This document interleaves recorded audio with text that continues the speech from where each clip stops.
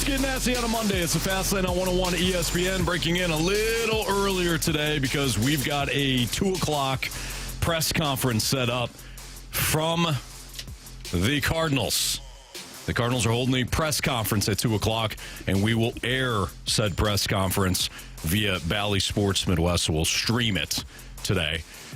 Apparently, guys, the Cardinals have some big announcements that they're going to make. What do you think it is?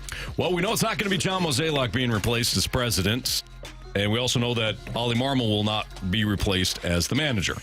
Mo and Ollie will return for their 2025 roles. John Denton of MLB.com reported this. Derek Gould also reported it of STLtoday.com. Adjustments are planned within the front office and the organization to include investment in player development and technology, expanding staff, and increased influence for executive Chaim Bloom, among other moves. But Mo will remain as the president and Ollie will remain as manager. So I don't know what big announcement that they're going to make outside of maybe just relaying the fact that they have severely fallen behind from a player development standpoint and announcing that there's going to be a new direction. But something tells me, guys, we're going to be disappointed with whatever they say. What puzzles me is how this huge admission of we've fumbled the ball with our development and we've gotten away from what the Cardinals are, but we're going to keep the same guy who got us here for one more year. Yeah.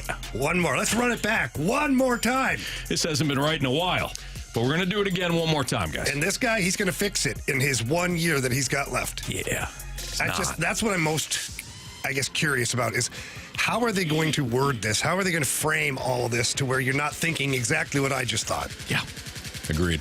Well, I mean, I don't know. I'm just happy that they're having a press conference this year, seeing as how we didn't get one last year. We all went into the offseason just wandering and waiting, wondering and waiting, wandering around in the woods and wondering what was going to happen and waiting to see if something was going to unfold and never got any messages. So, I'm just happy that they are indeed having a press conference today. So we will have an answer. It may not be the answer you're looking for. Mm-hmm. Beggars can't be choosers. Do you think we'll actually get an answer, though? You get an answer. Or we'll have more questions than answers. You'll get an answer. You just don't know what answer it'll be. All right, let's head right now to the Cardinals press conference via Bally Sports Midwest. Just a few reminders. So we have several news outlets hearing this live. Be sure to silence your phones. When we get to the Q&A portion, please raise your hand. I'll call on you. You can say who you're directing a question towards, and we can move on from there. Join us today with Cardinals President Bill DeWitt III, Chairman Bill DeWitt Jr., President of Baseball Operations John Mozeliak, and Cardinals Advisor Chaim Bloom. And start us off, introduce Bill DeWitt Jr. Thank you. Thanks, Brian. Thank you all for coming. We're here to make a major announcement about our baseball operations leadership and strategy. Like many of our fans, we're disappointed with our results the past 2 seasons, but our goals remain unchanged: to consistently contend for NL Central titles and playoff appearances, and ultimately win the World Series. We've always prided ourselves on drafting and developing our own players, and it is clear that we need to make significant changes to get back to this model. Our baseball decisions going forward will focus on developing our pipeline of players, giving our young core every opportunity to succeed at the major league level. The good news is that we have a strong group of young players, and we will continue to push for ways to get better in the short term. And our number one priority will be to lay the foundation for a sustained period of competitive excellence in the years ahead. Off the field, we're also making significant changes and will be entering a period of transition. Effective immediately, Chaim Bloom will oversee a reset of our player development system. As part of his assessment this past season, Chaim has developed a plan for improving our player development infrastructure and philosophy. We will be making significant new investments in staffing, programs, and infrastructure, beginning immediately and continuing in the years to come. One of these investments is in our Jupiter complex, where we will be breaking ground on the new facility in April 2025 after our next spring training. Finally, Mo will continue to oversee baseball operations in 2025, which will be his final year. Since taking over in this role in 2008, the Cardinals have won 6 Central Division titles, appeared in 4 wild card appearances, won 2 National League pennants, and 1 World Championship. All of that with only 1 losing season. After next season, Chaim will succeed Mo as President of Baseball Operations, and he has agreed to a 5-year contract beginning next year. We're excited about the future and committed to seeing this multi-year plan through.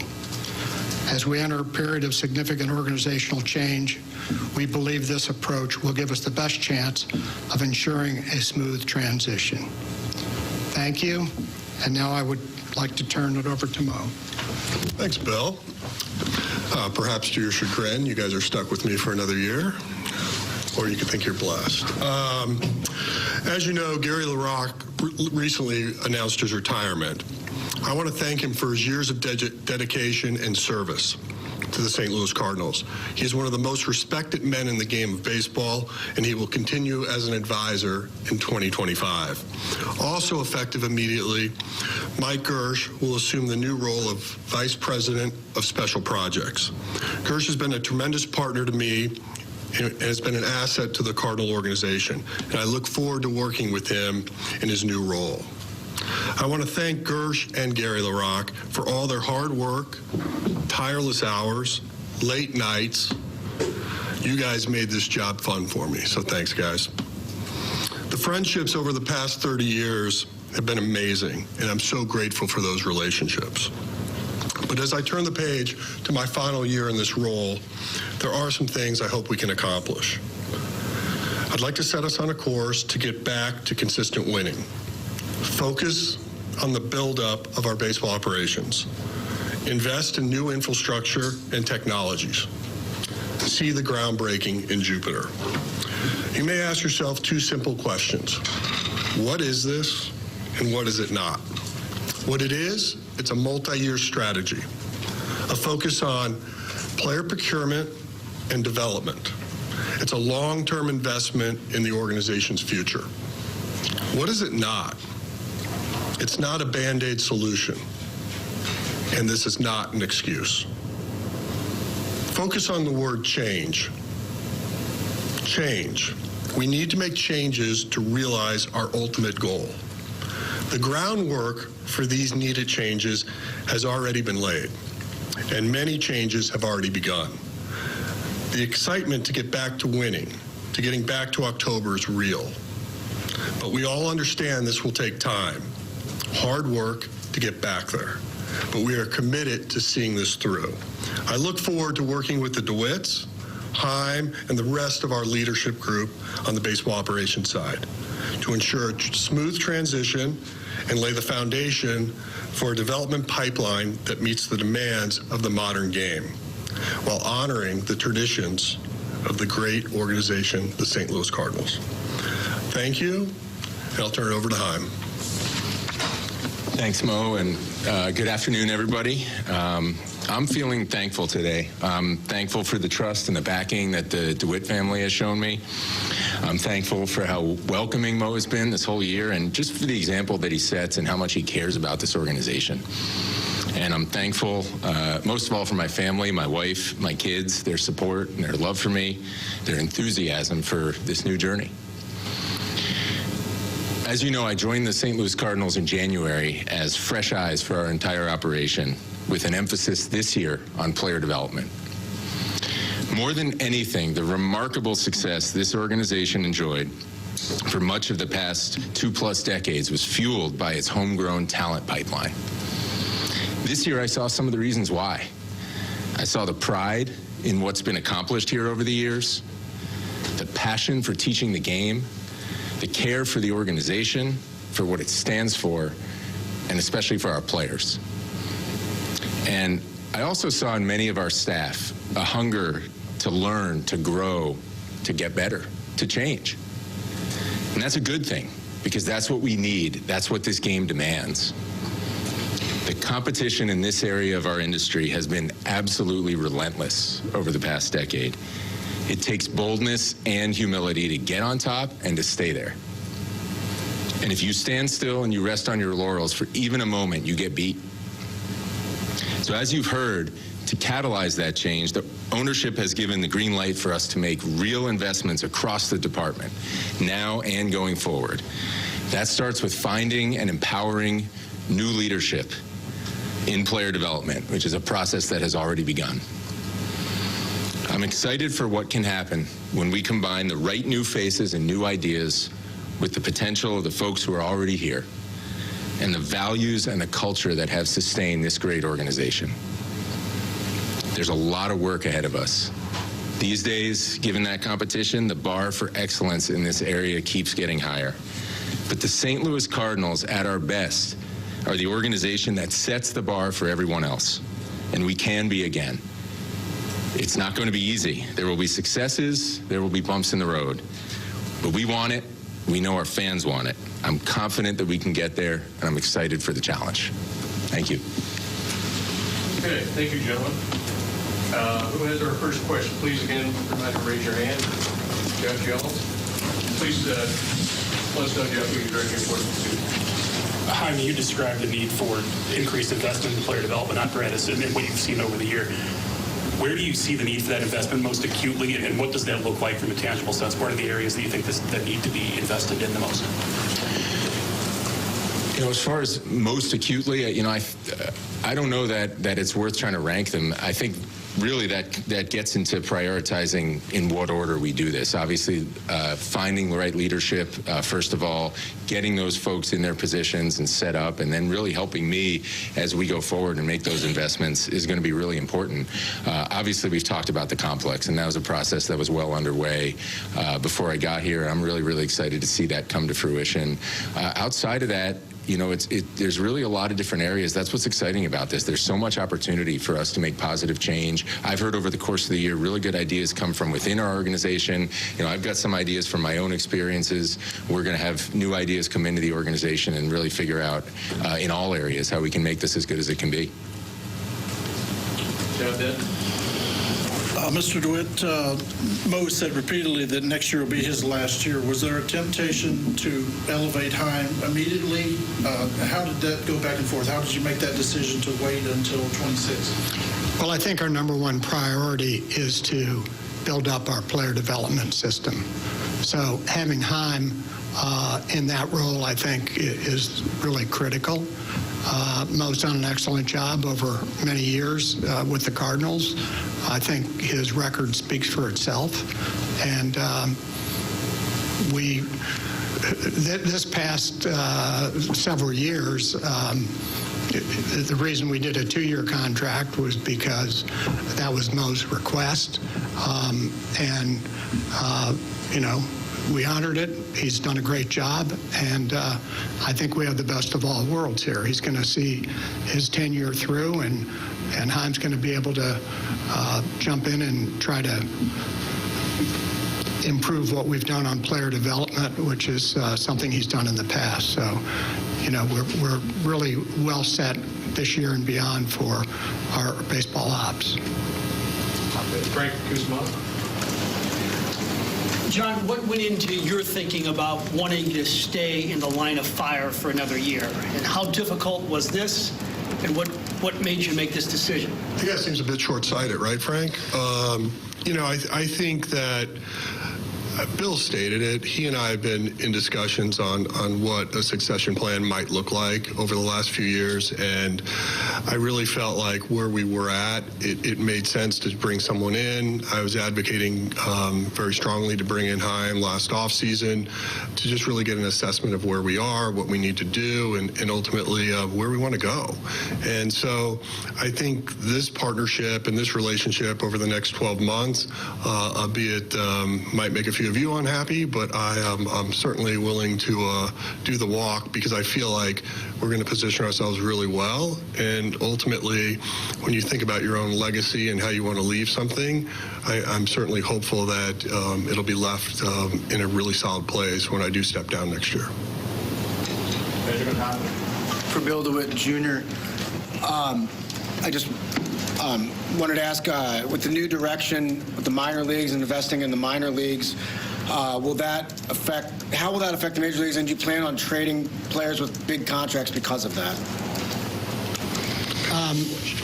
We haven't really assessed what our payroll will be next year, if that's sort of the question, but certainly putting a lot of resources towards player development is a key part of us being competitive year in and year out as the years go on. So, it's an allocation of resources to a degree, and we'll determine the financial ramification of it and go from there.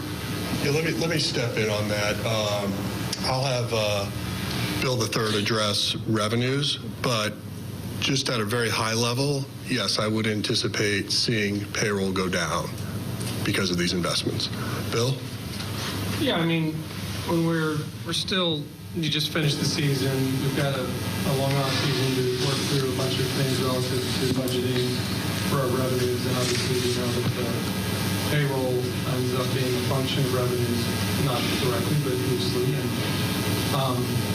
we have our revenue challenges. We actually, on an attendance basis, budgeted pretty close to where we ended up. We knew we were going to be down based on the team performance of last year, and it came in a little less than we had budgeted, but not dramatically. We finished at around 2.85 million in attendance, which for us isn't good, but for any other club might be pretty good when you look at it on a relative basis. So I think the real challenge for us revenue-wise is on the local media situation. As you know, there's a whole trend where there's a lot of cutting of the cord of the cable bundle, and we've had our distribution challenges. The good news is it appears as though under almost every scenario we're looking at, the fans will hopefully have a direct-to-consumer product to get our games, basically an app where they can stream games for a fee. You're seeing that elsewhere throughout the league. So I'm really optimistic that, working with Anuk here, who many of you guys have met, our new VP of Business Operations, we're going to uncover every stone on the revenue side. Sports betting is something that we're hopeful will get passed in November, will help.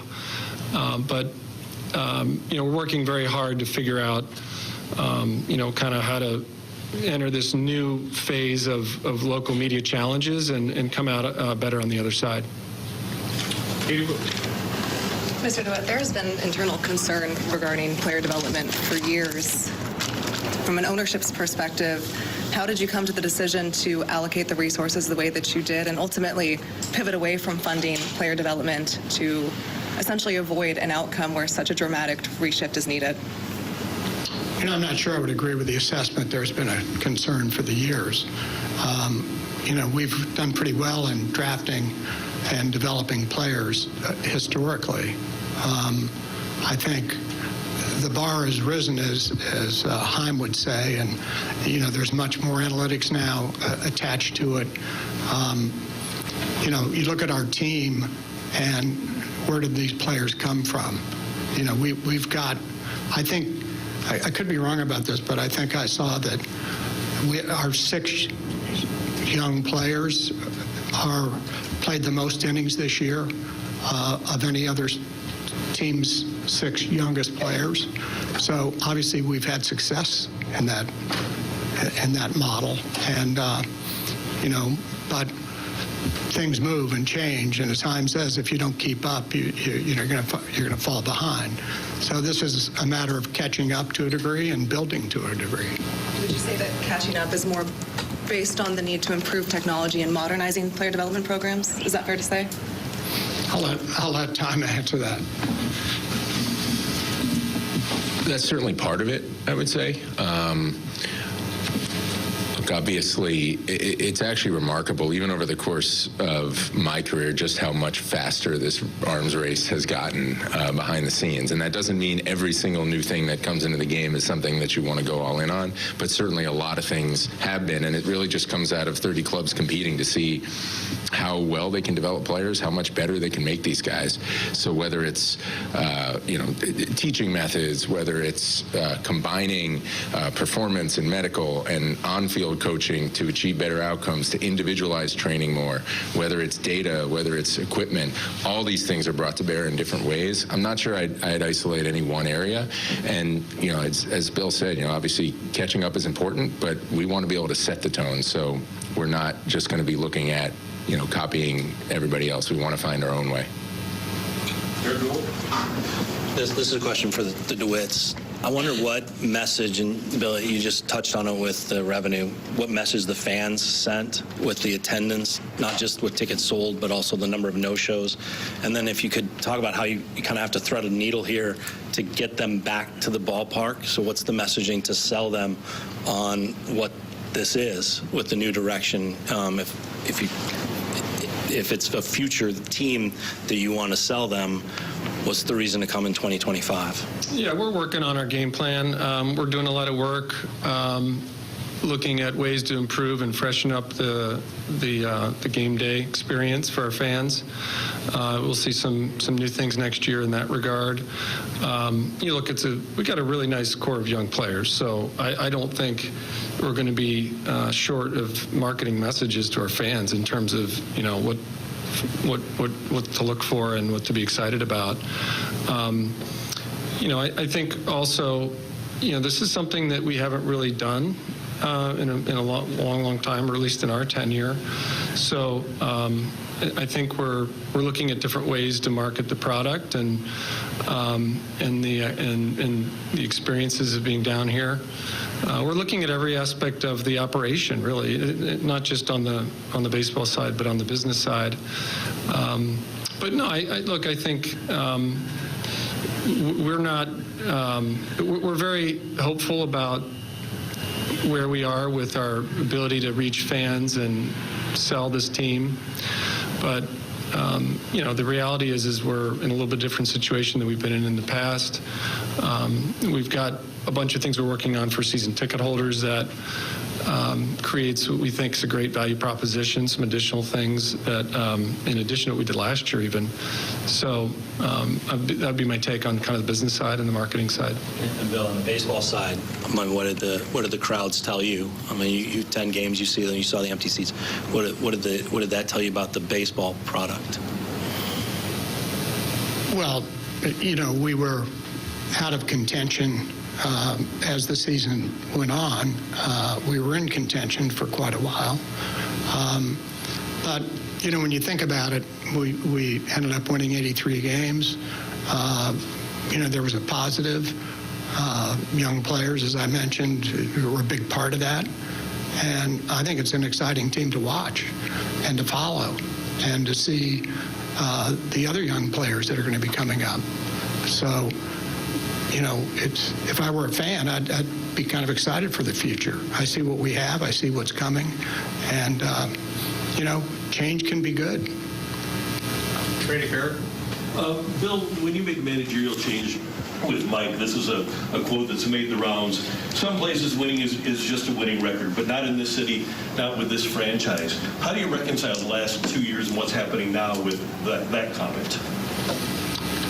Well, I don't withdraw that comment. That is expected in this city.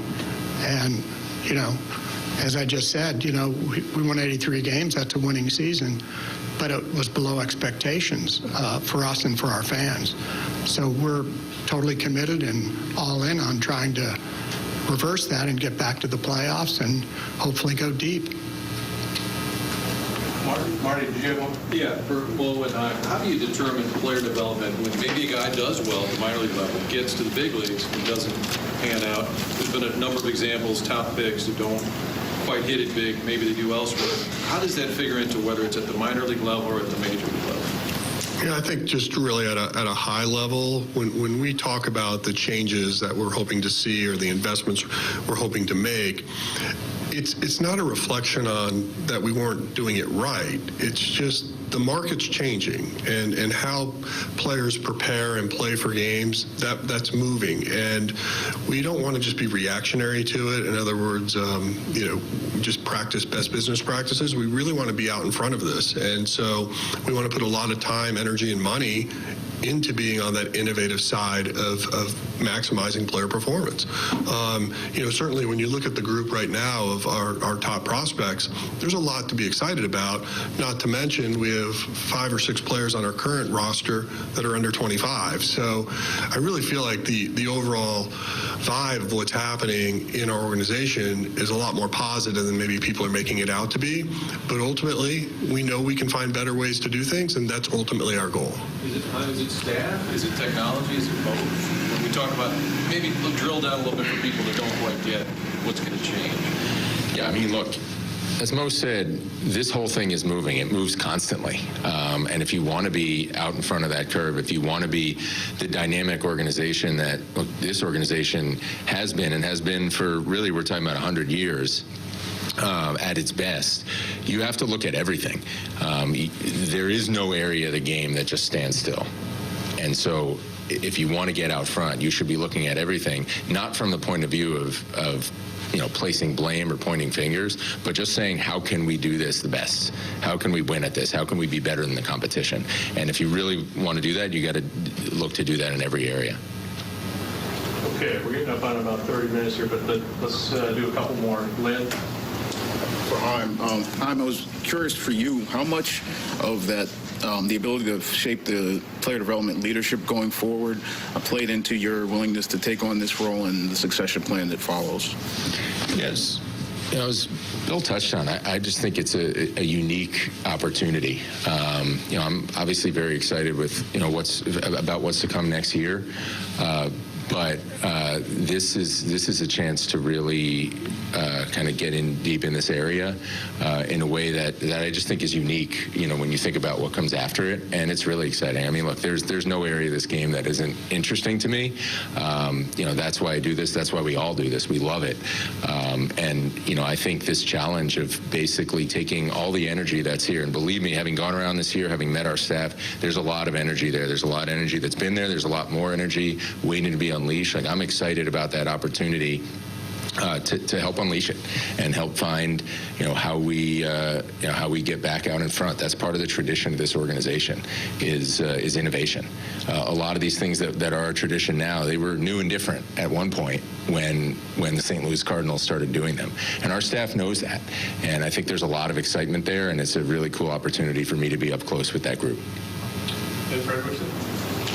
For Bill, it sounds like Heim's going to have his plate full with the player development side of things. What role, if any, do you want him to have in the Major League side as he kind of has this transition year in terms of trades or Major League roster decisions? My question? Yes, sir. Well, obviously, the two of them are in the same front office, so clearly there will be discussions among all of us in those types of things. I mean, generally those situations aren't done unilaterally. You talk to your scouts, you talk to your staff, you talk to ownership on, viability of what, if it happens to be resources. So this isn't, the kind of job where, one person sitting in the office making calls and makes a deal. So, nothing really changes there. Okay, Brooke Grinsley. This goes for the DeWitts and for Mosaic as well. Obviously, there's a re-emphasis here on player development. What do you feel like happened with player development over the years where you do have to re-emphasize it now again? My question? Yeah. Okay. Well, I mean, to be perfectly honest, we've had a pretty good run of young players coming through the system. But I would say in the last few years, not a ton of years, teams have beefed up and gotten more analytical. I think we were pretty much at the forefront a number of years ago and stayed there and, went along and kept improving. But, the industry, I think, saw the value of going all in on player procurement, player development, and we were doing fine, and we're winning and having good teams. So, we didn't really quite catch up. Okay, I think we're going to wrap up here. We appreciate everyone's time. Thank you, gentlemen, for joining us today, and we're excited for the off season and the work ahead. So thank you very much.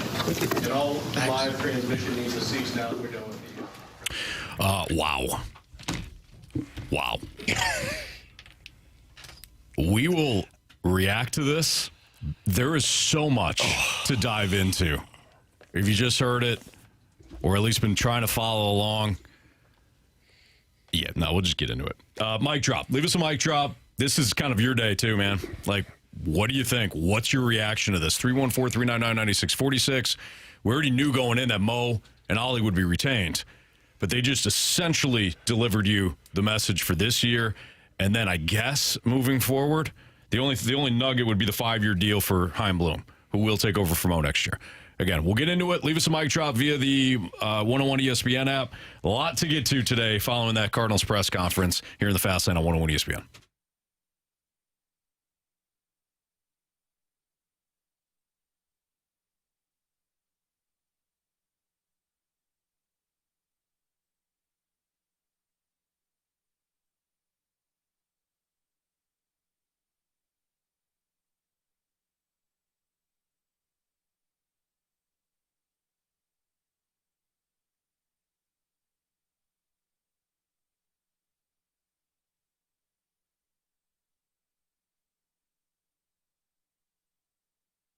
If you have any issues with your roof at all, give my friends at Happy Roof Company a call, because they are hands down the best when it comes to roofing and exteriors. If you're having an issue maybe with an insurance company that has paid your neighbors down the street for similar hail damage that you experienced, but you're having an issue with your insurance company, give Happy Roof a call. They work well with insurance companies.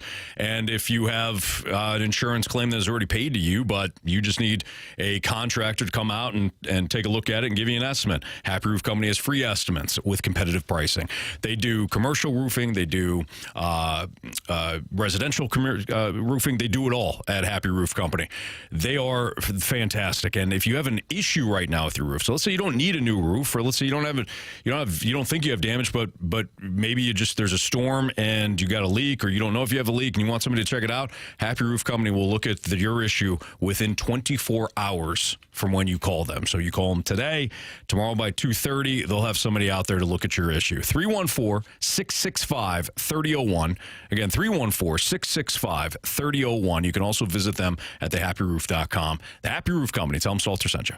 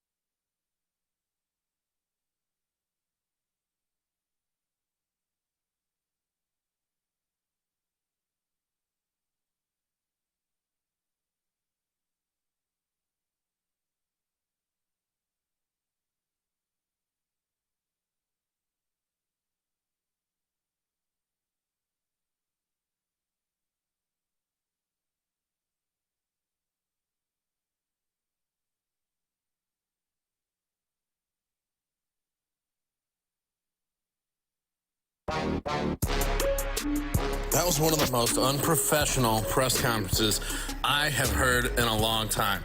It was like a hostage tape. Nobody sounded like they wanted to be there, and they're completely clueless. They're completely clueless about the message that the fan base sent to them and why the revenues are down. For some reason, it's just not resonating with them that fans aren't happy with the product, and they're under the assumption that people will just come flocking back because they say it's a good product. It's just, it's silly, and I'm not looking forward to next year. John Mozeliak's attitude and snide comments to the fan base make me not want to root for them next year, to be totally honest with you. That was Sam who left us a spicy mic drop there. You can too if you want to. If you want to leave us a mic drop via the 101 ESPN, if you can. We're reacting now. This is our first opportunity to react to the press conference, so we're going to let you kind of do your thing. Leave us mic drops. Doesn't mean we won't get to them. We may have a lot to say early on here, but we will get to your mic drops because I'm dying to hear from people like Sam, because I thought. Outside of maybe Heim Bloom, I don't think there was a lot of positives to come out of that. There was nothing. Press conference. There was zero information. Nothing. That to me was. It seemed like I was watching a old movie of a trial with people on the witness stand just defending themselves and explaining about how good they used to be. Yeah. That's it. It was a resume of how good they used to be with no accountability on where things are now. They'll try to highlight the accountability as in way we're making changes, but being asked about the development problems that they have, they never admitted that there was a problem. They said, well, it's not that it's been bad. We're just changing everything. Oh, well, then why are you changing everything? Right. If it's fine the way it works, why are you now highlighting it and now selling it to the fan base as this major changes? If it's not a major change, why are you calling it a major change? Mm-hmm. Like, none of it made any sense to me. So to go back to Sam's call, he said they're clueless. They're not clueless. They lack honesty. They lack contrition. They refuse to be forthright with what they're saying and what you're seeing. They refuse to say, you know what, it just isn't good enough. This has not been good enough. We weren't good enough. Instead, you get, well, we won 83 games. Like they want you to believe that it's like the cheating girlfriend. Like you caught her, you saw what she was doing. She was out on a date. You didn't see me. That wasn't me. Your eyes are lying to you. No, I saw you. Remember, we share locations. I see you there. I'm looking at you. I got photo proof. That's not me. Who are you going to believe, me or your lying eyes? Or she goes, well, it's your fault I'm cheating. Yeah, well, you're the one that followed me. Yeah. You're the one that doesn't trust me. That's what that was gaslighting at its finest. Like when you hear people tell you what you're seeing is not what you actually saw, that's gaslighting. And that's unfair to the people that pay their hard-earned money. All you have to say is, you know what? It wasn't good enough. We got behind. We didn't do the things that were required to be successful, and it showed its ugly head these last 2 years. Yeah, you know, we won 83 games. We finished better than we did last year, but that's not the standard for the St. Louis Cardinals. The standard is we want to be playing for championships. We want to be winning the division. We want to be playing in the NLCS. We want to be playing in this game on Monday, having an opportunity to be in the playoffs. Whatever it takes to get to that point, that's why we're making these changes. We feel like we got behind. We feel like we didn't do the things that were required, and now we're going to actually do those things. Why'd you get behind? You know what? Can't fix what happened in the past. Yep. Obviously, it's not what we wanted. We're working on it now. Sorry that it didn't happen, but we're going to get better now. We didn't realize it was that bad. Like, that's all you have to say. Acknowledge that there is a problem. Say what you're going to do to fix said problem and go on about your day. But pretending like there is no problem or there was no problem or nothing ever happened, you didn't see anything wrong. Well, we had six of the youngest players playing this year. Huh? So what? You had all those statistics. You had no statistics on your dropping payroll or anything, or not your payroll, your attendance. Like, well, yeah, what are you gonna do? So here's where my head went listening to that entire press conference. Remember last week when I said to you guys, hey, I would just admit I did something wrong. I said I do that. I'm vulnerable to people. I make mistakes all the time. I try to correct them, and then I admit them, and we try to find solutions for that. Not up in here today. The Cardinals. Up in here? Up in here. Like, not one time did they say we made a mistake. No. In fact, what they did is continue to highlight the good things they've done over all the years. Yep. It's like a magician. What they don't you're right. Make it just disappear. But what they don't understand is when you admit fault, that is it's like a whole reset with your fan base or whatever. So I always said this about a referee in the NHL. You know, they miss the call, you call them on it, they say, no, I got the call right. You go in between periods. The ref looks at the video, comes back out and says, hey, man, my bad. Yeah. You were right, my bad. Immediately you look at him as a human being. Now I'm level of respect. One, for that I back off the throttle at that point because I'm like, okay, he admitted exactly what happened here, and now he knows. How can you back off the throttle for the Cardinals brass when they just sat there and threw pixie dust in your face and tried to bring you back to 2008, 2009, 2011? Look at us then. Taking you back to 2011. No. But the question with Katie Wu, who responded with, she didn't respond. She asked DeWitt basically about, hey, you know, it's going on a couple of years now, and then she said something else. And DeWitt fires back with, well, I wouldn't say we were worried about it for the last couple of years. It's just the last year. That's even worse. If you think this is a new problem, it's not. It's been years in the making, what we saw the last 2 years. All right. So coming up next, what did the low attendance tell us about the baseball product? Because we'll get into the attendance the game day aspect experience of it. was way off. Yeah. Apparently a lot more bobbleheads coming your way. We're not even close to scratching the surface on the Cardinals press conference. More with us in the Fast Lane next on 101 ESPN.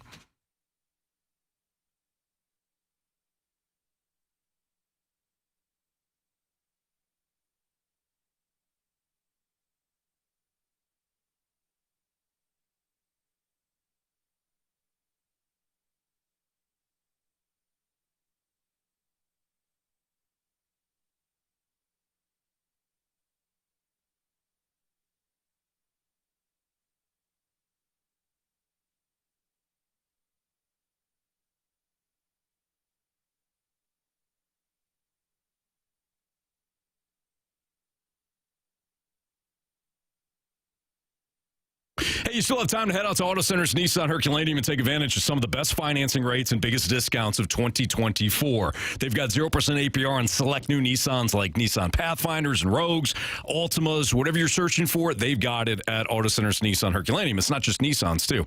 With over 700 vehicles all in one location, all at their dealership, you're going to find the perfect ride that fits your style and your budget. If you're a first-time buyer, if you have any sort of credit challenges, Auto Center's Nissan Herculaneum, they understand that financing a vehicle at other places could be difficult, but not there. They will find a way to finance the vehicle for you. As always, any offer includes a 30-day new car return promise within 30 days. If you're not completely satisfied with the purchase or the experience, bring the vehicle back. They'll refund your money, set you up with something else you like. Complimentary lifetime warranty on new Nissans and eligible used vehicles. Complimentary one-year maintenance on new Nissan purchases. We purchased our vehicles at Auto Center's Nissan Herculaneum out in the Stalter family. You'll love the experience there too. AutoCentersNissan.com. When you head out to Herculaneum, tell them Stalter sent you. It's Auto Centers Nissan.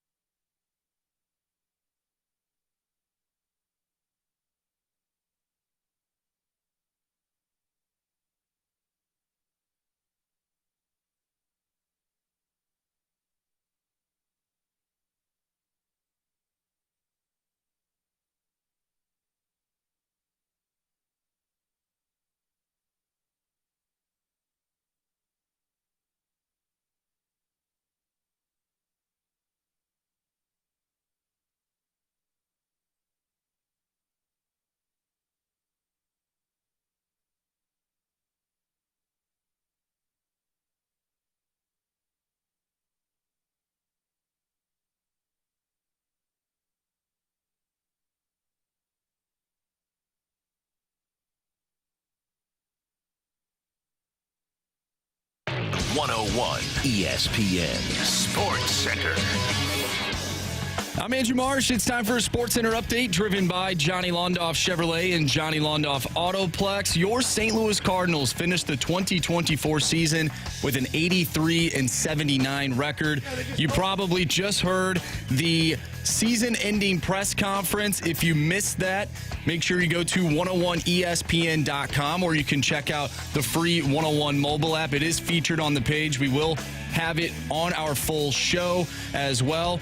So if you missed that, once again, head to the website and you can check that out. We will be taking your mic drops all day. Send your text into the Air Comfort Service text line, 314-399-9646. We're going to continue commenting and reacting to the season-ending press conference, and that's coming your way next right here in the Fast Lane. I'm Andrew Marsh, and the Sports Center update is driven by Johnny Londoff Chevrolet and Johnny Londoff Autoplex. See them at londoff.com. Chevy, together we drive. Are you kidding me?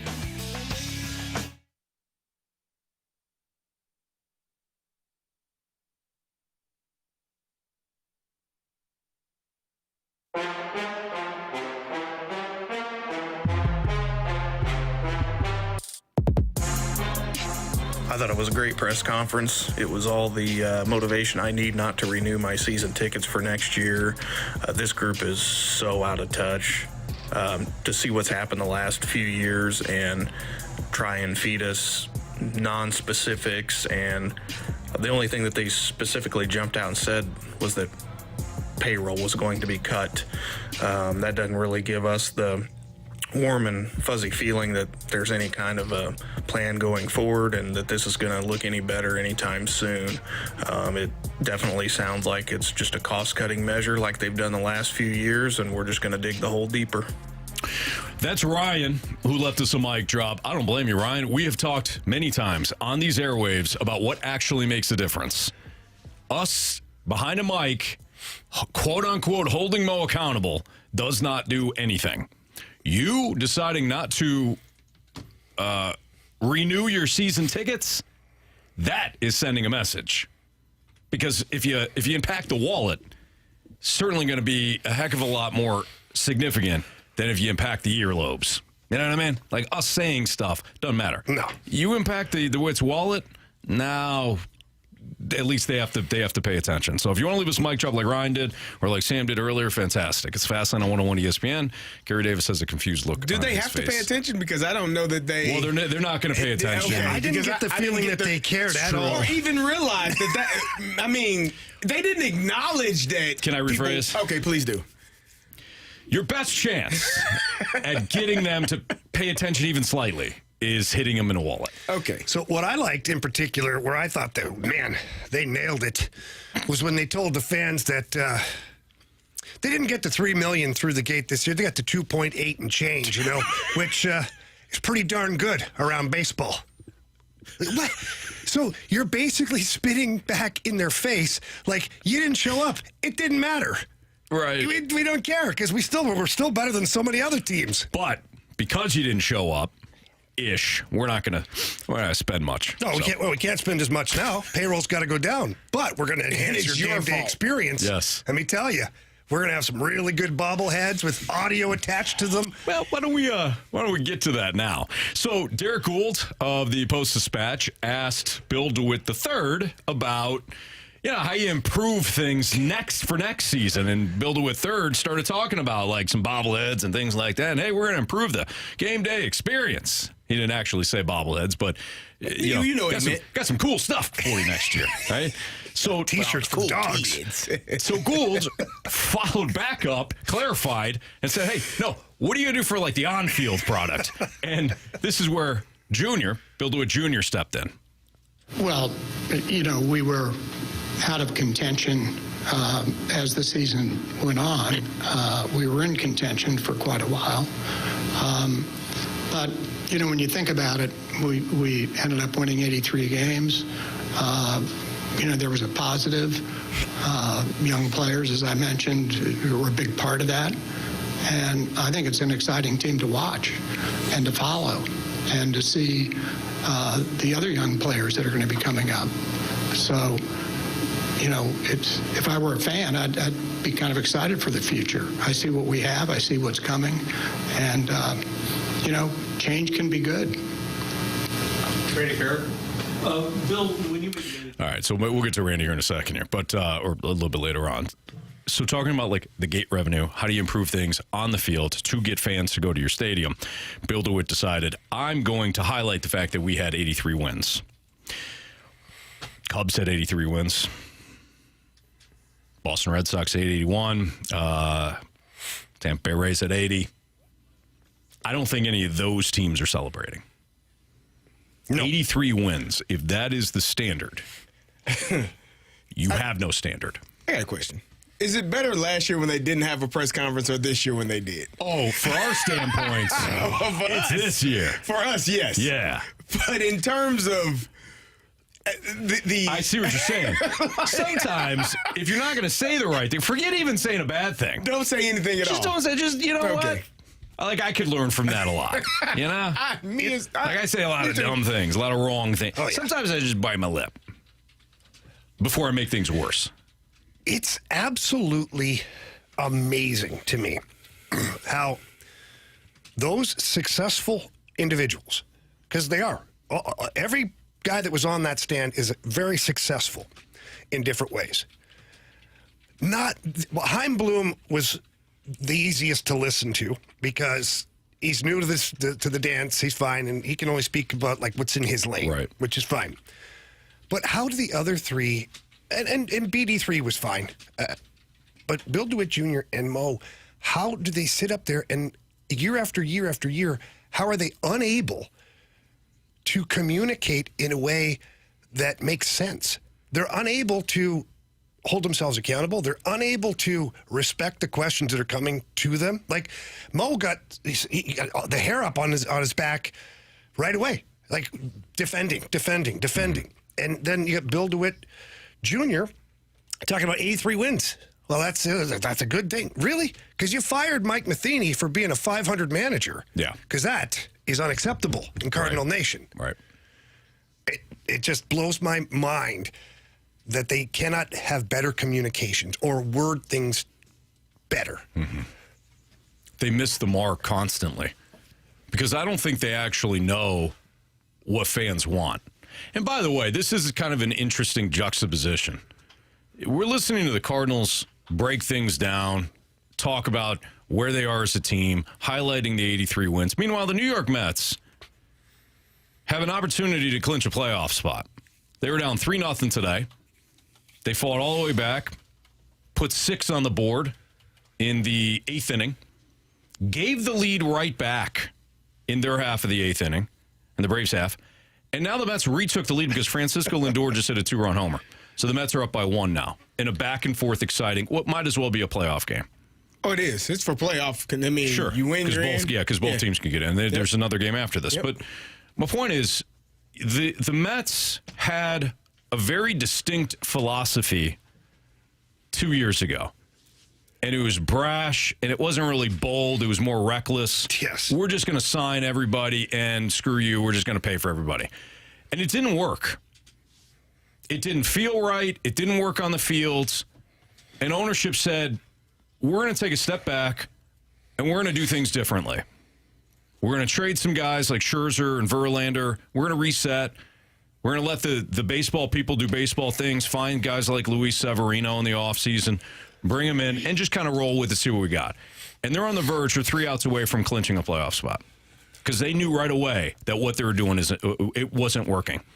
They didn't talk about, like the 80s Mets or previous, the Subway Series Mets. They said, this isn't working. This isn't working. Yep. Yeah. Daryl Strawberry. Yeah. What's your question? 86. Do you remember Straw? Remember Doc Gooden? Good times, right? Remember that? We'll see you next year. They pivoted. There is no pivot here for the Cardinals. Or maybe there is, and it's just, it's masked by just a horrible messaging. It's horrible messaging and just being very defensive about any question that was asked, very defensive about it. And then the big thing for me, again, before we go to break, I'm just going to say major changes coming. We're completely revamping our player development. However, our player development is just fine. We're doing a Look great at these job. young players. They talked out of both sides of their mouth the entire time. Literally in the same sentence. We know we got to change the player development. That's why we got Heim Bloom here. Tell you the truth, though. The players, the young players, they're just fine this year, though. So look what we did with them. I don't really know why you're here questioning us. Here's Randy's question about Bill DeWitt and the comments following the firing Mike Matheny. Because Randy just flat out read DeWitt's comments after they fired Matheny. Randy reread those questions to DeWitt. What do you think about that? Here's DeWitt's response. Bill, when you make a managerial change with Mike, this is a quote that's made the rounds. Some places winning is just a winning record, but not in this city, not with this franchise. How do you reconcile the last 2 years and what's happening now with that comment? Well, I don't withdraw that comment. That is expected in this city. And, as I just said, we won 83 games. That's a winning season. But it was below expectations for us and for our fans. So we're totally committed and all in on trying to reverse that and get back to the playoffs and hopefully go deep. So basically, how dare you use my words against me? Yeah. How dare you? After this winning season, you have the gall to do that? All right. So what is the vision? We'll get into that next here in the Fast Line on 101 ESPN. Perhaps to your chagrin, you guys are stuck with me for another year, or you can think you're blessed.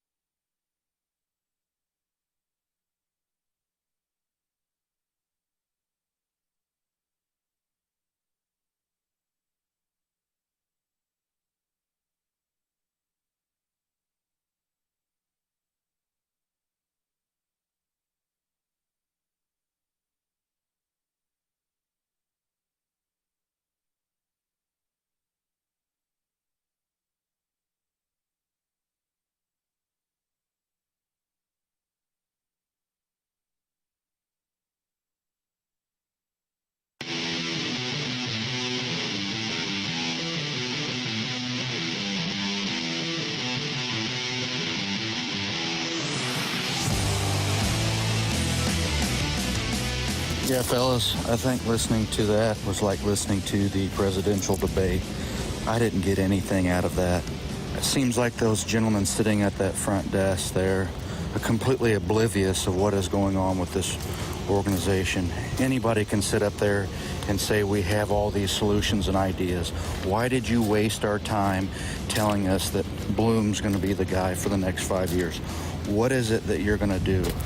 To me, I got nothing out of it, and I'm not satisfied that the problem's going to be fixed. That was from Jason. Jason left us a mic drop. You can too. He's dead on. He's right. So what is the vision?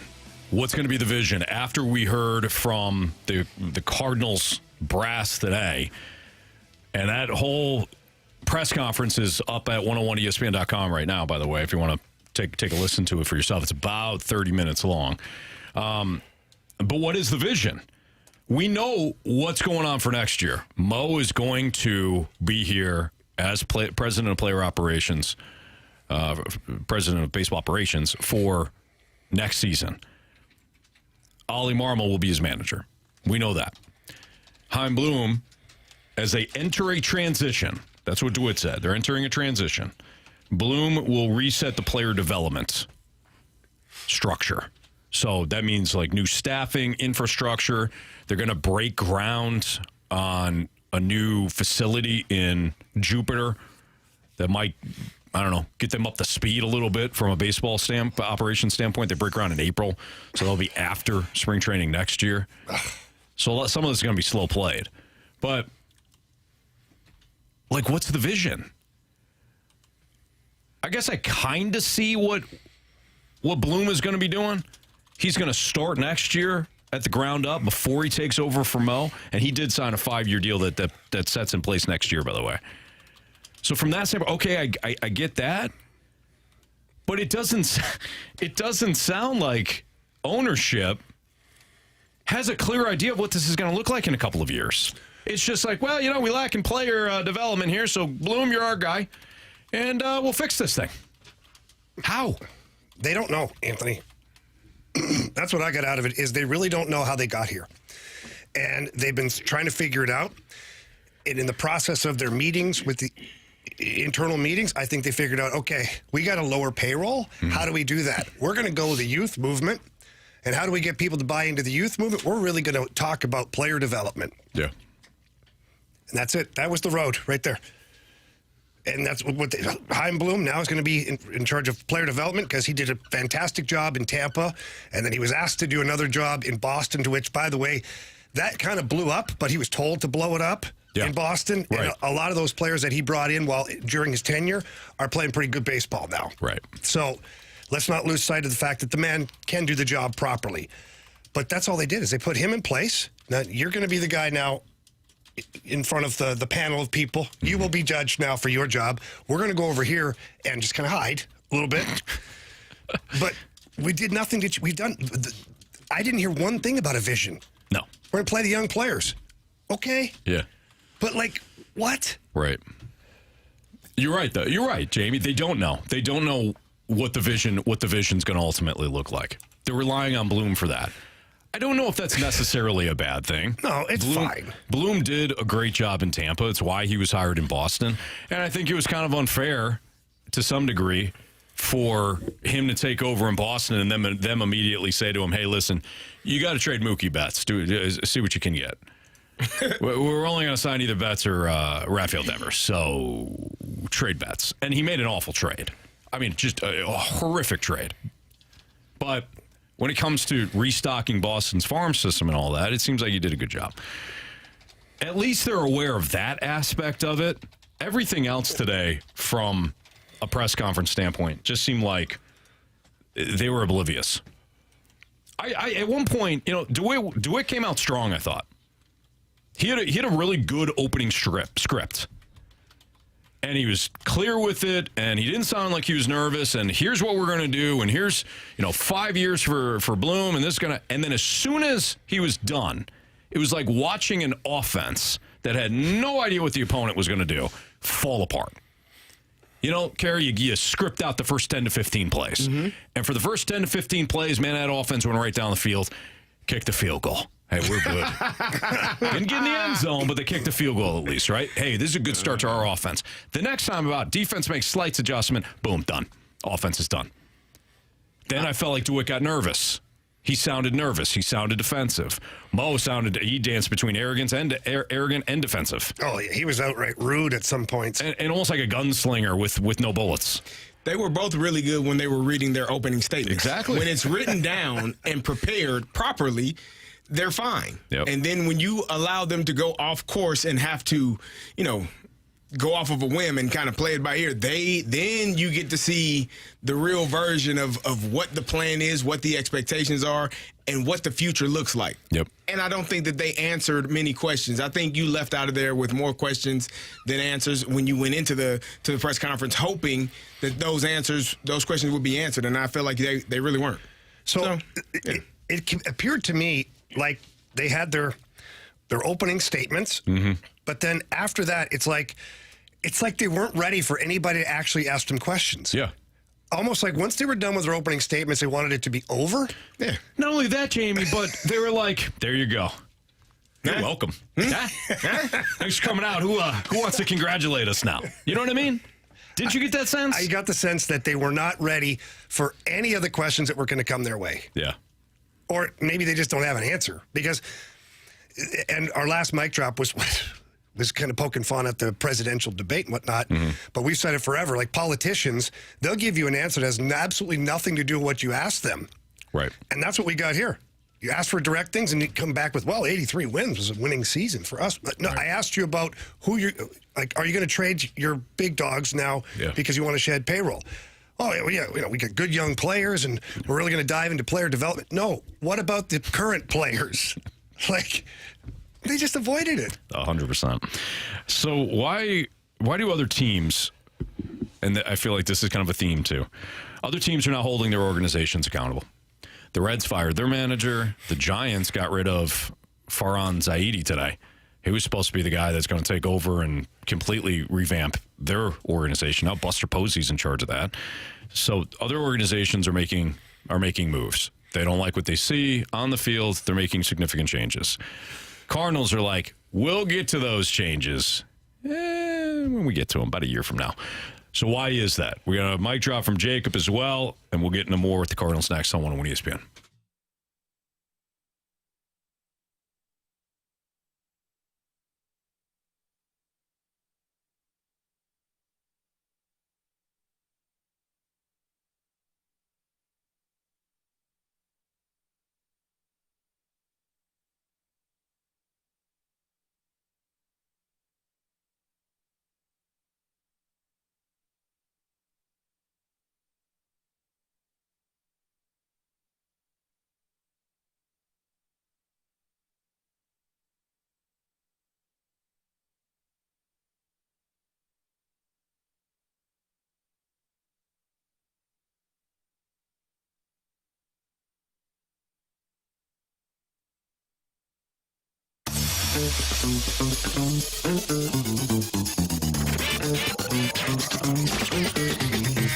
At Johnny Londoff Chevrolet, complete customer satisfaction has always been the number one priority. Johnny Londoff knows that good price brings people in, but they also know after 80 years in the business that it's great service that keeps them coming back time and time again. I know this because I have been a customer for over 25 years myself. My girlfriend's a customer. My kids are customers. We love the Londoff experience, and it's not just about purchasing a vehicle. It's the aftercare of your vehicle. If you have a problem, they've got state-of-the-art service centers at both locations. That's right, 2 locations now. The original one in Florissant, Missouri, and the brand new Londoff Autoplex located out in St. Peters right off of Highway 70. They do an amazing job at making sure your vehicle stays on the road, and they also understand that customer satisfaction is what drives businesses here in the St. Louis area. So please get out to either location. Tell them Jamie Rivers sent you in. If you can't get there in person, though, it's pretty easy to get there online. Visit them at londoff.com or londoffautoplex.com. Are you kidding me? Johnny Londoff Chevrolet.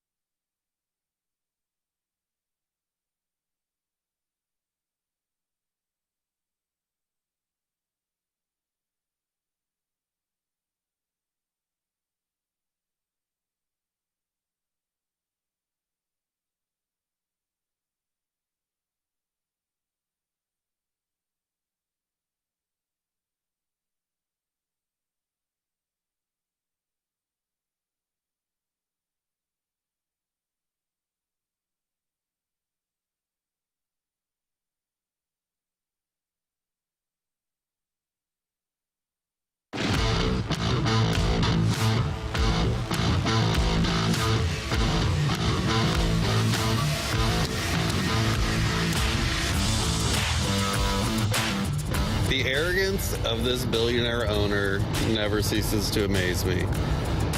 Any other corporation who acknowledged they're losing customers and losing money and making major changes would admit fault. And the fact that they still allow Mozeliak to speak out loud in front of a Cardinals podium is amazing to me. That was Jacob, who was listening to the Cardinals press conference, which we aired courtesy of Bally Sports Midwest at the start of the show. It was about a half an hour, and we have just slowly dissected this puppy alongside with you. So continue to leave us mic drops.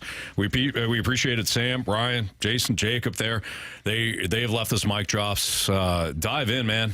Water is real warm today. I think Mo did himself, I don't even say a disservice at this point. Mo is not relatable to anybody. He speaks, and you feel like he's talking down to you. When he tries to clarify, it almost feels like he's talking over your head. He waffles back and forth between arrogance, I think insecurity, and defensiveness. And then today, I almost felt like he kind of had a bit of a swagger to him, too.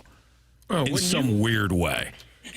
Wouldn't you? Like, this is it for me anyway, so what are you gonna fast lane yourself. What are you going to do to me? Right. I'm out of here anyways. Right. What difference does it make? I mean, he opened up with Marsh played it at the end of that last segment. He opened up with well, it looks like you're stuck with me for another year. Some, may view that, I'm paraphrasing, as a bad thing or, a blessing. And I know what he means. He means that to the media, it could be a bad thing or it could be a blessing because the stories write themselves. I understand what he means. But even then, you're listening to it and you don't know if he means blessing like, hey, you're welcome. Yeah, I'm still welcome. here. Or what he intended it to be, which was self-deprecating. I still don't know which one it was. He steps in the mud no matter what. This is somebody that is supposed to get you excited for baseball, for your team. It's bad. So here's Mo, speaking of Mo, responding to one of Frank Cusimano's questions. John, what went into your thinking about wanting to stay in the line of fire for another year? And how difficult was this? And what made you make this decision? I think that seems a bit short-sighted, right, Frank? I think that Bill stated it. He and I have been in discussions on what a succession plan might look like over the last few years, and I really felt like where we were at, it made sense to bring someone in. I was advocating very strongly to bring in Chaim last offseason to just really get an assessment of where we are, what we need to do, and ultimately where we want to go. And so I think this partnership and this relationship over the next 12 months, albeit might make a few of you unhappy, but I'm certainly willing to do the walk because I feel like we're going to position ourselves really well. And ultimately, when you think about your own legacy and how you want to leave something, I'm certainly hopeful that it'll be left in a really solid place when I do step down next year. All right, can I unpack this for a second? Please do. Okay. Again, I know why he said to Frank, that seems short-sighted. One, it didn't need to be said, but I understand why he said it. Let me translate. This is what Mo said. He said, look, I was going to be here no matter what. No matter what happened, I was going to see the contract through. This has been in place for a couple of years now. I talked to the ownership group. No matter what, I was going to be here through 2025. The question, though, is legit. Hey, you're going through transition. This is weird. This is the last couple of years have not been great. Did you think ever about maybe calling it a day 1 year before your contract is up? It's a legitimate question. Hey, if you're going to transition, why not start the transition now? Yeah. But Mo is like, hey, listen, man, we've already talked about this. I'm going to be here. So it's just that I understand why he's like what he's saying, but give some legitimacy to the question too, because people are thinking it. You're not just talking to Frank Cusimano. You're talking to your fans, most importantly. You're talking to your stakeholders, basically. Mm-hmm. You're talking to anybody that wants to do any sort of advertising with you. You're talking to the media. You're talking to your players. your coaching staff. You're not just talking to Cusimano, who, again, legit question. How this like, if people don't fathom that. Well, I think at this point, trying to get something out of someone that they're, not capable of being or doing, you're wasting your breath. Like, that's who he is. At least that's how he comes off. Mm-hmm. And if that's not who he is internally, like if that's not how he is in everyday life, he probably should get with some media training or should have gotten some media training so that he knows how it sounds, how it's projected to the outside world. Because if that's not how you mean it, then you should talk to somebody so that you have an idea of how to speak it in a way that is not always feel so condescending. It hasn't happened, so I'm going to assume that, this is just who he is and how he talks. Yeah. And he has there's no reason for him to think that he should talk any other way. It's just what it is, it's how he is, and that's how it goes. Mm-hmm. You're going to accept it or don't. And or don't deal with it. But my thing is, like, when you're in that position, again, Jamie has said it, you have said it, I have said it, being contrite, being open, being honest, being upfront with what you're doing or have done, it limits everything, any attack that could come at you. Like, you're just saying, hey, ain't been good, man. We got to fix some things. We got to make a shift. That's why we're going to have these drastic changes. And maybe they're not that drastic in their mind or whatever. That's why we're having these changes, because you know what? The last 2 years of not making the playoffs, losing 91 games last year, only winning 83 games this year, that's not Cardinal baseball. That's not our expectation. That's not how our fans expect us to be. We want our fans to be pleased with the product that we put on the field every single day. Are we going to win every game? No. Nobody in baseball history, it just does not happen. But we're going to give the best effort in every single game, and we're going to put together a roster. It may be a younger roster, because it is time for our younger players to kind of work their way into making this transition into becoming veteran players. So we're going to have younger players. But this is where we are, this is what we are, and this is the expectation. Bear with us if it doesn't look good in 2025. Bear with us. Just know we're working to get it right. We have a vision. We have a vision. Right. Not, we won 83 games. What more you want from us? Yeah. Huh? We told you we're transitioning. Like, it's not what you say, it's how you say it. Like, you can say the exact same thing, but say it in a way that does not come off as very, like you're talking down to the people or very condescending or very disrespectful. Yeah. Like, and hey. I don't think they have media training, which is absolutely mind-boggling to me. Carey, they don't have a pitching lab. You think they're going to pay for what? Damn it, Anthony. For media training? No, you're right, though, Carey. It's like, hey, Carey, you're an absolute jerk. Or, hey, Carey, you're kind of being a jerk, man. Same thing. You know what I mean? Yep. I agree, Anthony. I appreciate you. Though. Nah, yeah, you know, I said what I said back there. I know why you said it. I apologize. All right. Here's the Cat, Jimmy the Cat Hayes with Mo. This is post press conference. So they had the press conference, and then on Bally's, Jimmy the Cat Hayes had like separate conversations with Mo and Bill DeWitt Jr. This was post press conference. The Cat asked Mo on his confidence in Bloom and why the transition didn't happen right now as opposed to a year from now. Well, I think he comes from a very unique background in that regard, right? He worked for Tampa Bay, which is a small market. He worked for the Boston Red Sox, which is a large market. But in both places, they had the buildup. And so, you know, it's a lot easier for someone that's actually experienced it and been through it to help get it moving in a positive direction. And so, in other words, like, I could have been fired today, right? And then ultimately they would have come in and someone would have to reassess where we are, and we would just be wasting time. Now we have a chance to really, you know, build the infrastructure over the course of the next year. And then when we do turn the keys over to Heim to this, he can hit the ground running.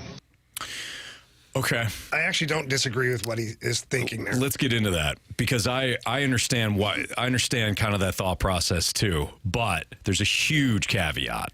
And we'll get into that caveat next in the Fast Lane on 101 ESPN.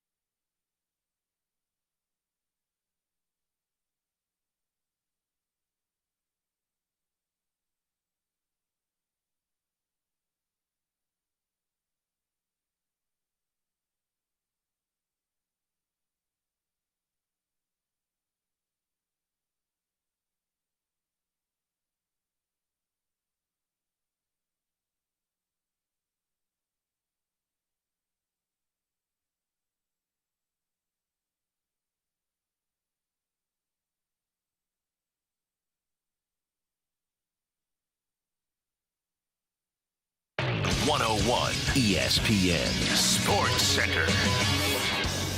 I'm Andrew Marsh. It's time for a Sports Center update brought to you by Saliga Heating and Cooling. Your St. Louis Cardinals finished the 2024 campaign 83-79 on the year for the Redbirds. They held their post-season, well, not postseason, they're not in the postseason, but the end of the season press conference, and we held that right here on 101 ESPN. So if you missed that, make sure you go to 101ESPN.com. It's featured on the site. Check out the free 101 mobile app. We are reacting all day to today's press conference. If you have anything you want to say about it, send us a mic drop. Text us to the Air Comfort Service text line 314-399-9646. We'll continue talking about the Cardinals season-ending press conference next right here in the Fast Lane. I'm Andrew Marsh, and this Sports Center update is brought to you by Saliga Heating and Cooling, an independent American Standard heating and air conditioning dealer.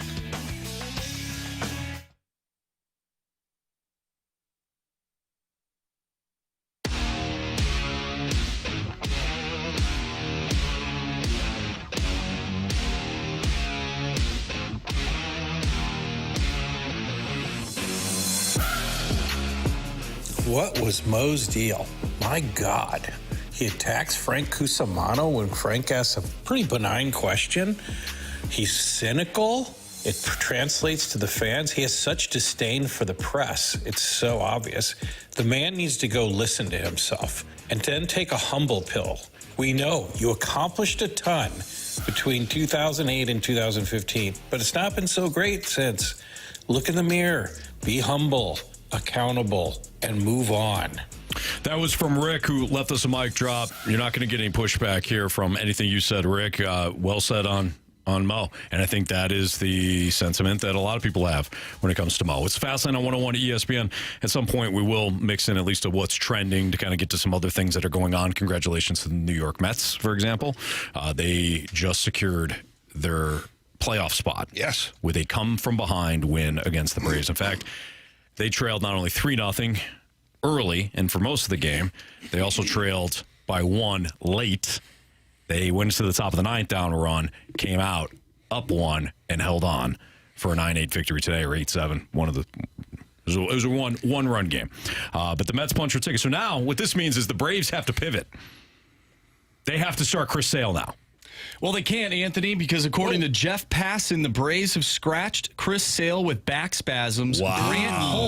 Grant Holmes will start their season on the line. He'll start with the season on the line. Grant Holmes. That was part of the reason why they wanted to wait, I'm sure, so that it would align for them to have their pitchers in the manner in which they did. This is why they jacked around with all of it. Yeah. They're rolling the dice here.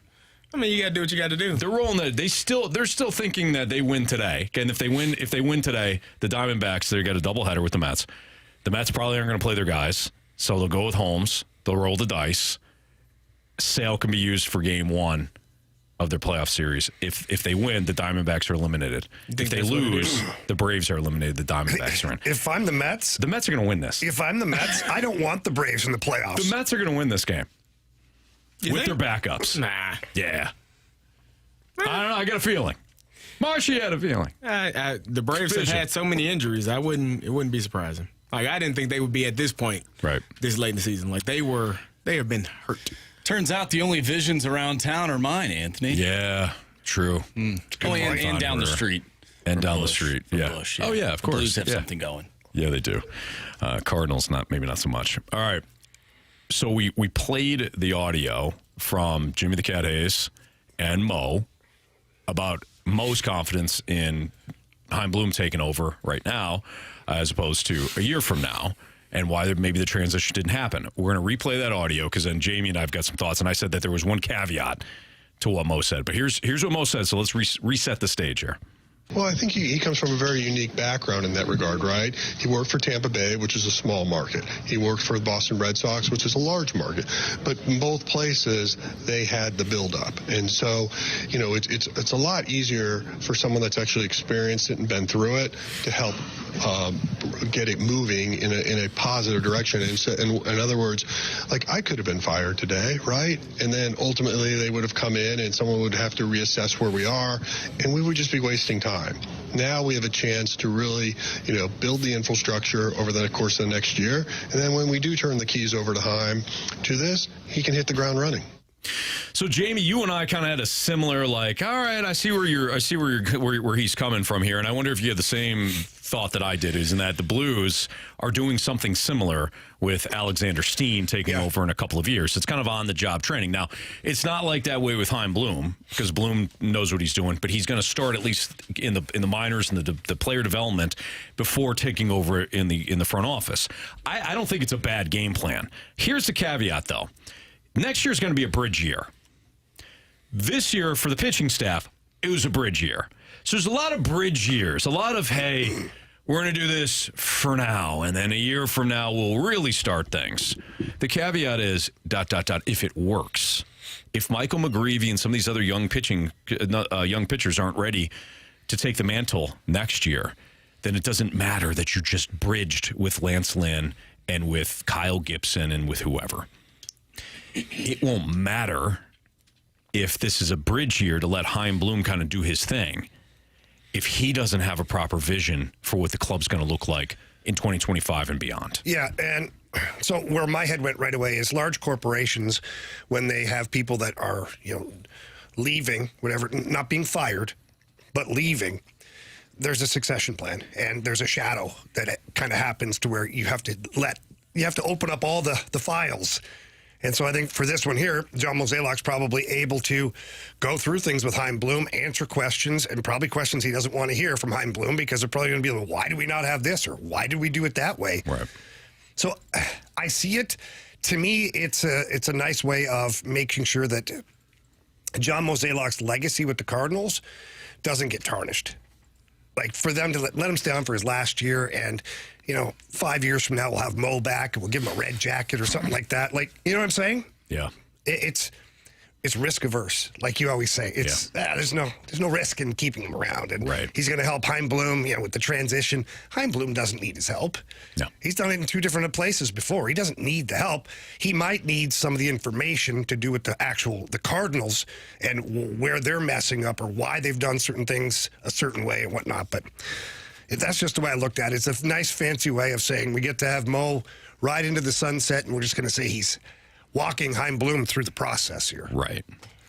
Yeah, I don't have a problem with the transition. We've talked about how well that is for the Blues, how their transition, their plan, how it's set up, and how that should lead to more success. Hopefully this does the same. I mean, but you hit the nail on the head, Jamie, asking the questions, well, why did you do this? Or why are we doing it this way? Or why have you done it? Have you thought about it this way? It really allows Chaim Bloom to understand maybe the missteps and the things that, I like that part, but I don't so much like this part. So I'm gonna do away with this, but I'll keep this, and it might be something that maybe he hasn't done before. So in terms of the way that the Cardinals do it, so I think it does work out well. But I just hope that this transition period allows the Cardinals to put themselves in a position where they will be successful for the next few years. Yeah.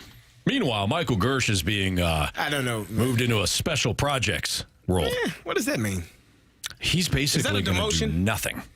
VP of Special Projects? He's going to be the guy that walks around with that birthday card that gets everybody to sign it. Put $1 in there. That's going to be the special projects for Michael Gersh. Walk around. Still? Peggy, you didn't sign Bill's card. Come on, Peggy. Throw $1 in there. That's going to be Gershy. Still working, huh? Yeah, he is. He's still getting paid. Still getting paid. By the way, somebody in the Snake Pit has called themselves VP of Special Projects, the Fast Lane. So we have our own VP. Perfect. Appreciate it. Yep.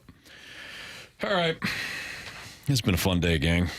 You guys not excited about the St. Louis Cardinals? Oh, God, no. I don't know what I am. Why aren't you excited? I don't know It's what a to youth think. movement. You guys been saying you want a youth movement. They may or may not bring Paul Goldschmidt back. Who knows? They're going to let him test out free agency.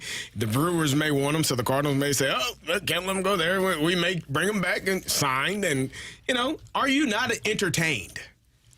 Is this not why you were here? No. Carey.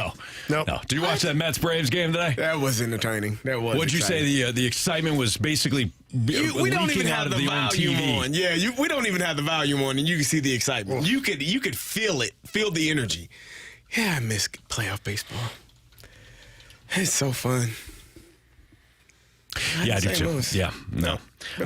So other teams they're holding their organizations accountable. The Cardinals, meanwhile, continue to just do the risk-averse thing. Whatever's safe, not fully admit to any wrongdoing. And it's not even right or wrong. It's just missteps. Your organization has. How about two? We know that we fell behind, but we used to be out front. Nobody wants to talk about that. You didn't appreciate him running Nobody down wants to talk about his track record from 2011 division championships. We've fallen behind. We've fallen behind, but we used to be in the lead. What do you think about that? My favorite part was we used to be here, Jamie. Look at we're down here now, but you can go look at those look banners. at where we were. Look at the banners. Huh? Hang another one. One of 83 win. One of my favorite things from today's press conference was where he said that we were out of contention, but we were in contention for quite a while. Yeah. Yes, we were. What are we doing here? What? All right. So after the press conference, we've got some audio too about whether or not there's going to be any coaching changes. We know Ollie's going to be retained as the manager. What about the coaching staff? We'll talk about that next on 101 ESPN.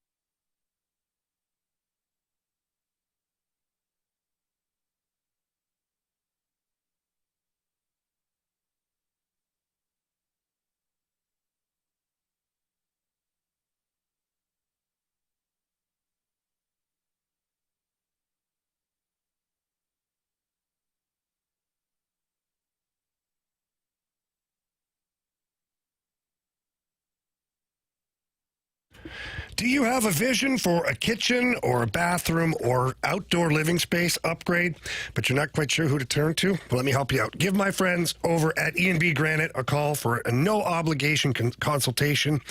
E&B Granite has proudly provided the St. Louis area with exceptional customer service and products for over 20 years.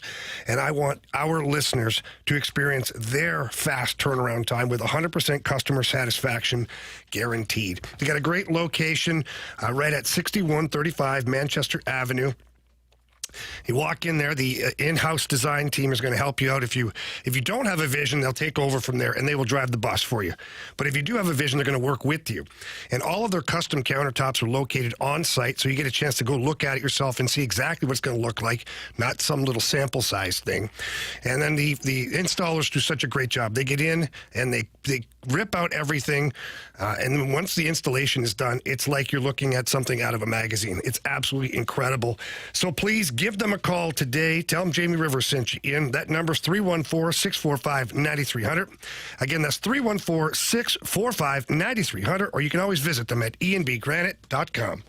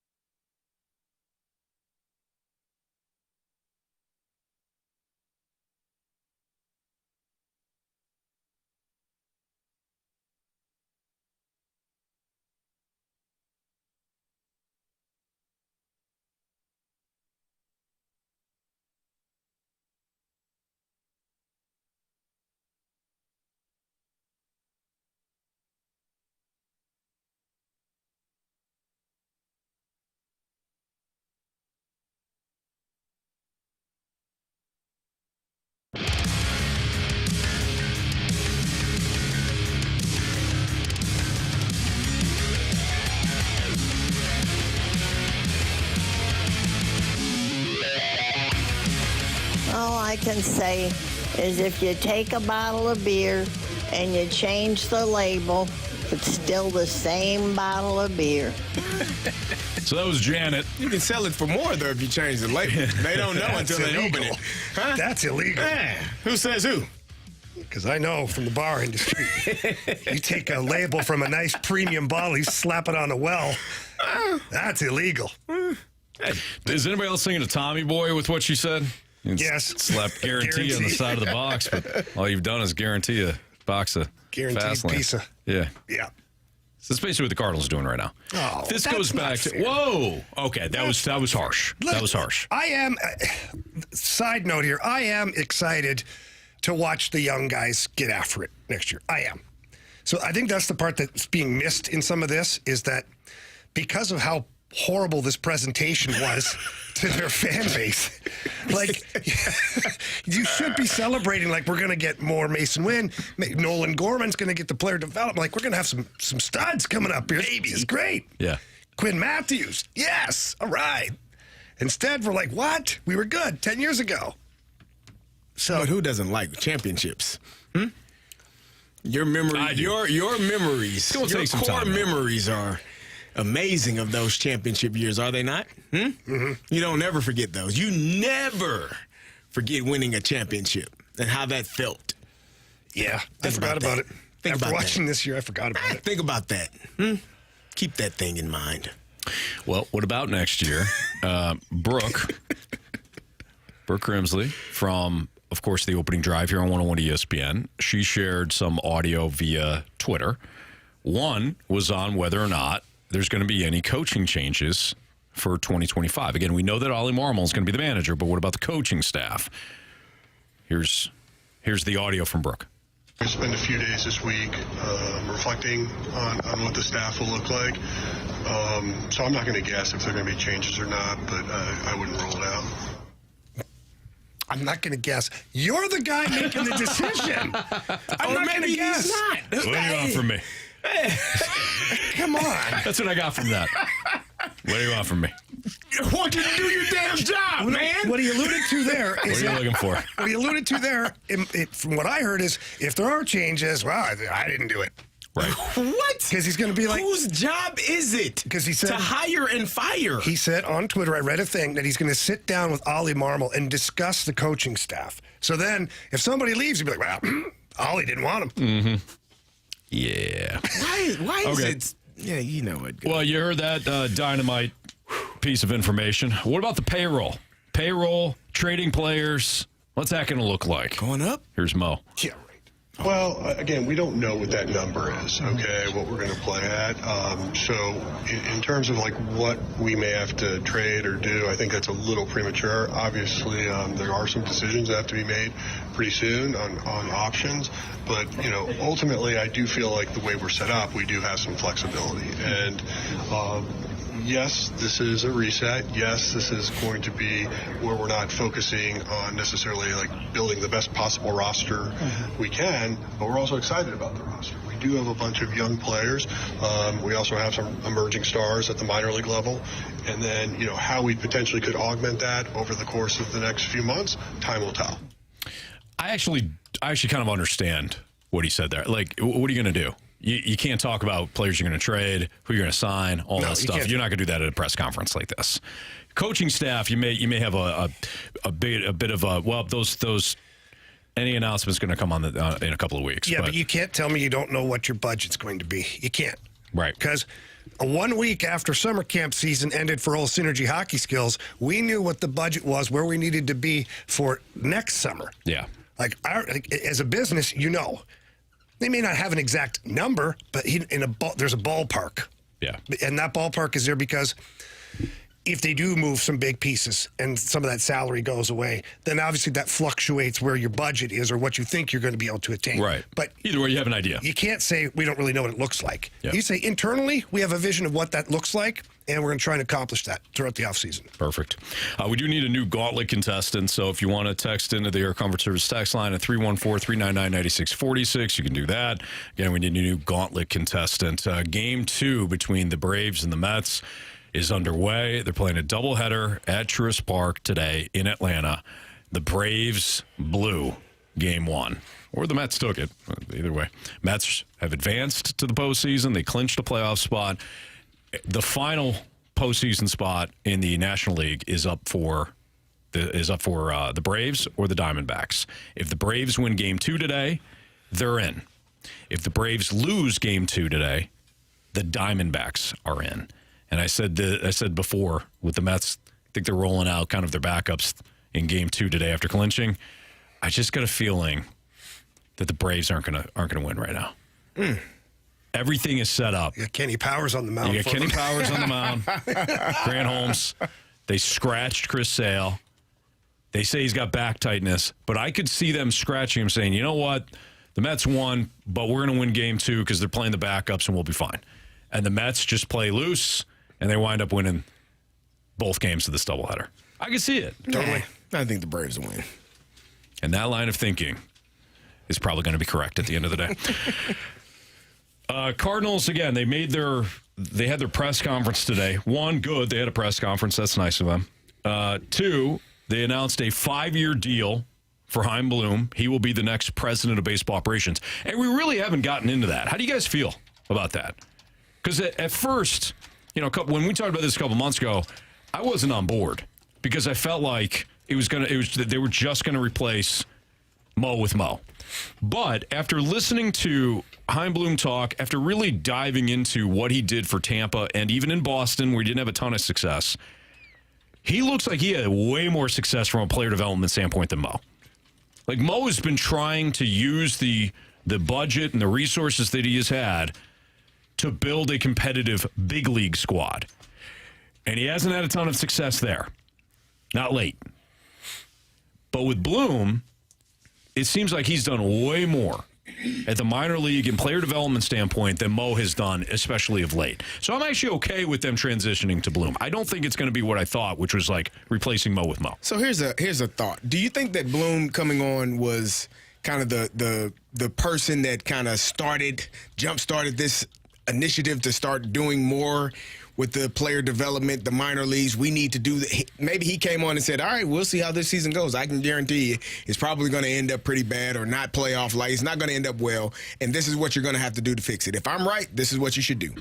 And maybe if you want to take a bright side view of things, maybe that he's the part of the reason why he said, hey, this needs to take place. You need to be more in the development side. You need to work harder so when these guys get up here, you don't have a catcher who does not know how to throw people out. You don't have a right fielder who takes bad paths to the baseball. He doesn't know how to go about being a major league right fielder, but he's here. Maybe he was the catalyst for saying these are the things that you're going to need going forward. And the Cardinals, maybe they disagreed, and we'll go out and sign. We need pitching. Kyle Gibson and Lance Lynn will be sufficient. Sonny Gray, and they went out and did that. And he's like, I don't know. I think that might not be enough.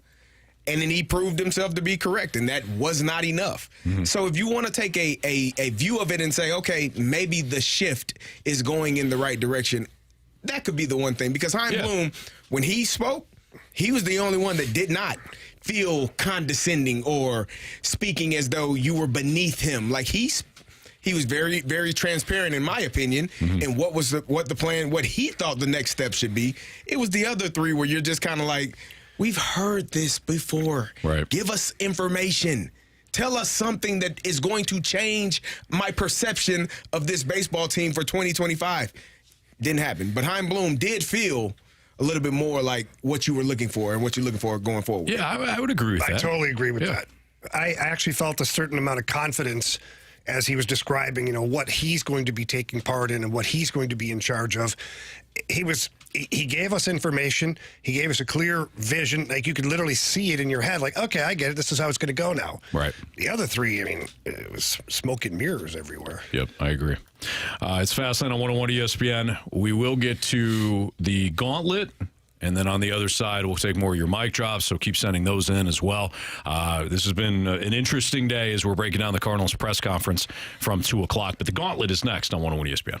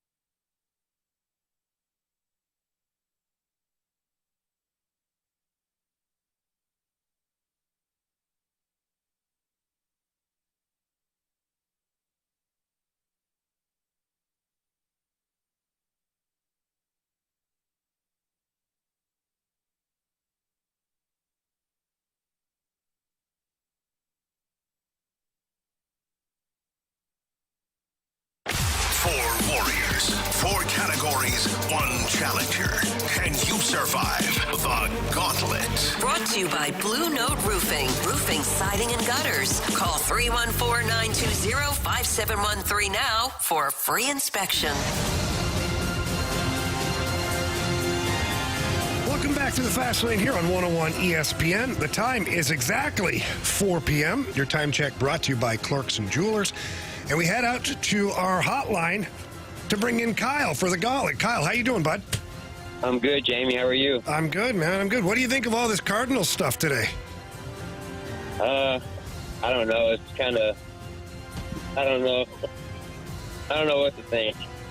Yeah, that's kind of the way it left us, too. You're not alone, buddy. Speechless. Yeah. All right. So you've got your pick of the litter here today. You got Anthony, Andrew, myself, or Carey Davis. Who would you like to take on here today? Let's go with Carey Davis. See, Carey Davis. Good luck, Kyle. Thanks, you too. All right, Kyle. CD's going to go into the cone of silence right now. You are going to tell Andrew Marsh to spin that wheel. Marshy, spin that wheel. What are you hoping for, Kyle? Baseball. Baseball, all right.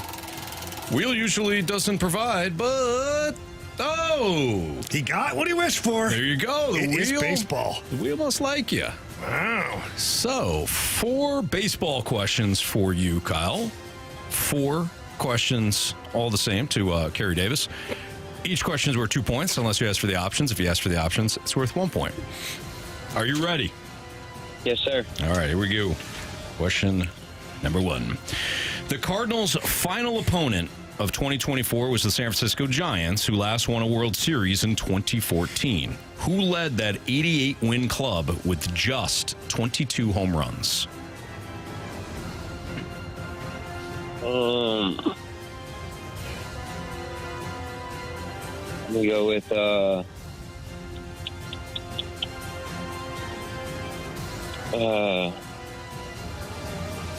what's his name? I'll just go with Buster Posey. Final answer? Yeah. Right, Kyle, question 2. On Thursday afternoon, the A's played their last game at the Coliseum in Oakland. Can you tell us the most recent athletics player to capture the AL MVP?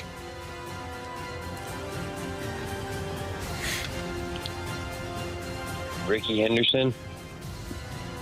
That's your final answer? Yes. Okay, thank you. Question number 3. The Pittsburgh Pirates somehow earned 3 straight playoff appearances in the mid-2010s, but they haven't recovered since.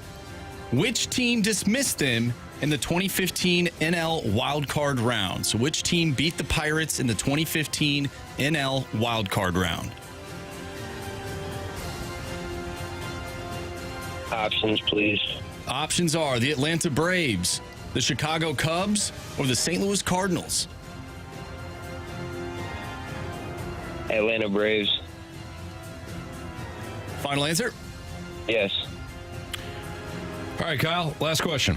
Only 4 different St. Louis closers have recorded at least 47 saves in a regular season. They are Ryan Helsley, Trevor Rosenthal, Lee Smith, and who else? Jason Idringhausen. Final answer? Yes. All right. All right, let's get Carey in back, Carey. Yep. How you feeling, Kyle? Not good. Okay, all right. All right, Kyle. We'll see how Carey does here. Carey's making his way back in from the cone of silence right now.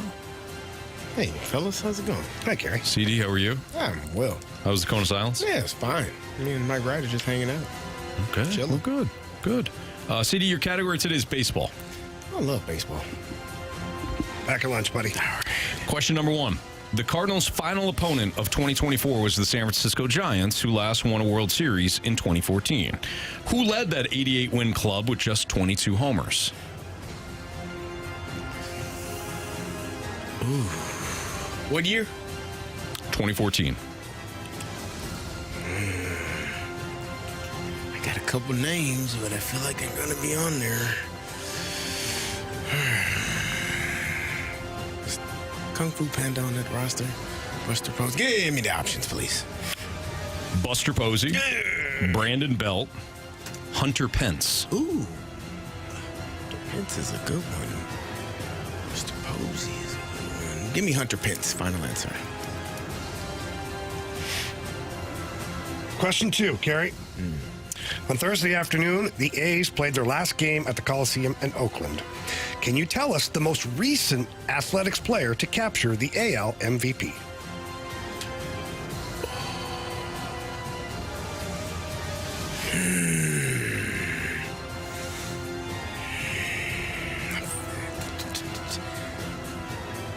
Jason Giambi, final answer.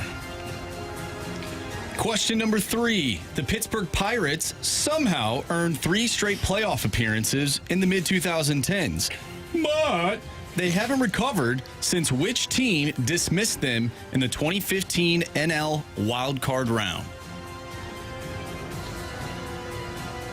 I have no clue. Yeah, the options ain't gonna help.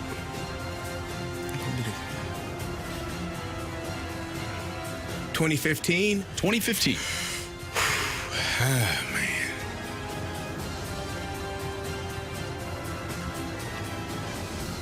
man. Give me the options. Your options are the Atlanta Braves, the Chicago Cubs, or the St. Louis Cardinals.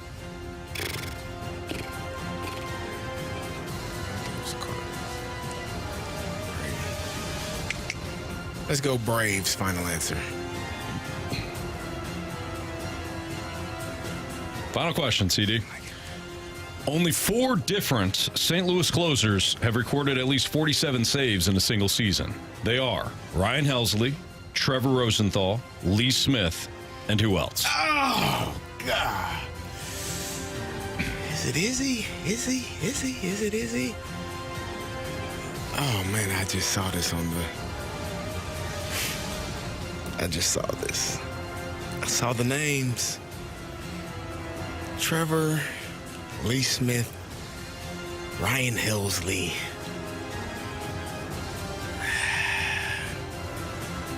I saw the names. I see the faces. I can't see that one.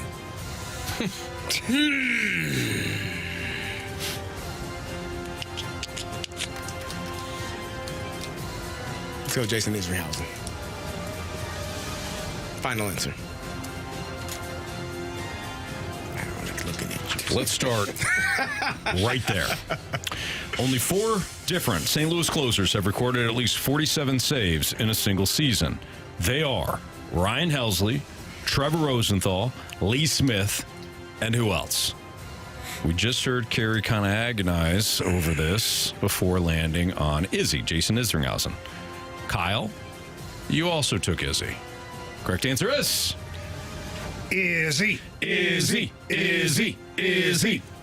is the correct answer. 47 in 2004. Neither of you needed the options. Right. So Kyle and Carey with a 2-2 lead.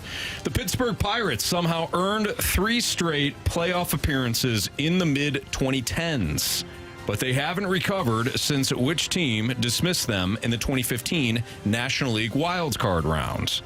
You guys both took the options. You both took the Braves. Correct answer is... Well, gentlemen, it's the Chicago Cubs. Chicago Cubs. So again, we're still tied 2-2. The Cardinals' final opponent of 2024, the San Francisco Giants, last won a World Series in 2014. Who led that 88-win club with just 22 home runs? Kyle, you said Buster Posey. Carey, after you heard the options, you went with Hunter Pence. Correct answer is... Buster Posey. Buster Posey had 22 home runs that year, and Kyle didn't need the options. Good job, Kyle. Oh, boy. Kyle's up 4-2 now. Ew. Comes down to this. On Thursday afternoon, the A's played their last game at the Coliseum in Oakland. Can you tell us the most recent athletics player to capture AL MVP? Kyle, without the options, said Ricky Henderson. Carey, without the options, said Jason Giambi. Since neither of you guys took the options. I'm going to read them to you. Barry Zito, Miguel Tejada, and Jason Giambi. So Kyle's already eliminated from this question. He said Ricky Henderson. We know he wasn't even an option. But Carey said Jason Giambi. If it's Giambi, we have a walk-off because Carey didn't need the options. If it's either Barry Zito or Miguel Tejada, Kyle wins. Kyle. You have chosen wisely. It was Miguel Tejada who won that MVP in 2002. Good job, Kyle. Kyle, congratulations. You beat Carey. You're going to be back tomorrow. All right. Thank you, guys. Thank you, Kyle. All right, have a good Talk one, to you buddy. tomorrow. See you, buddy. All right. Sorry, CD. I shouldn't have took the options on that one. I was thinking the Cubs, but it wouldn't matter. I still would have lost 4-3. You did the old Anthony Stalter. You were like, was it Buster Posey? And then you even got the options.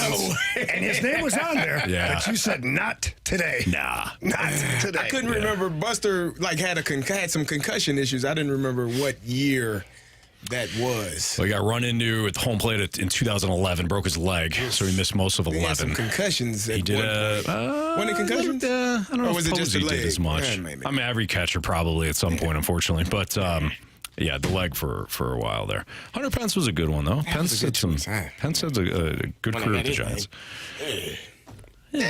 All right, so Carey. Well, I'll see you guys in the corner. He's going to the. Oh, that's right. I forgot. He's going to the penalty box.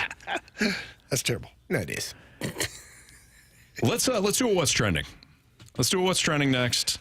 We'll get some of the other stories going on. We'll allow you to continue to send in your mic drops and things like that on the Cardinals. But we'll do what's trending next on 101 ESPN.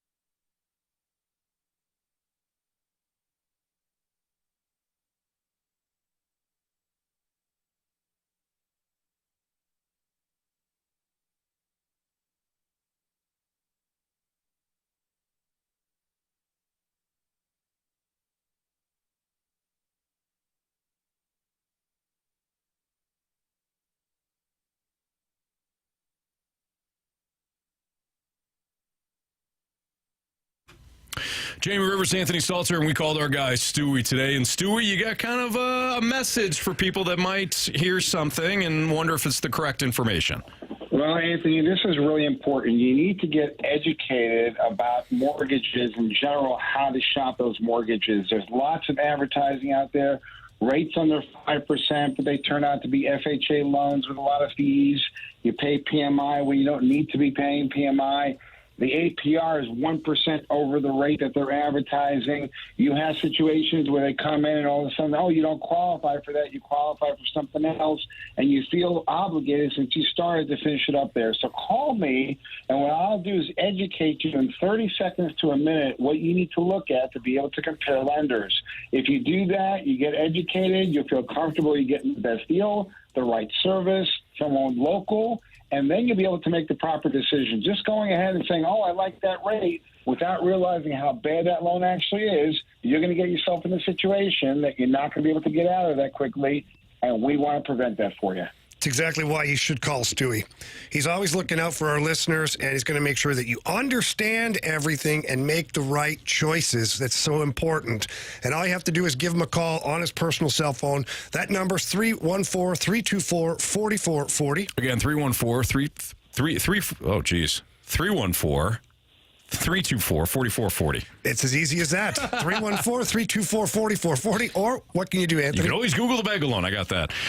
Google the bag alone. Just Google the bag alone. That's It's much right. easier. Yeah. 314-324-4440. All right, Stewie, keep up the great work. Thank you. Have a good night, guys.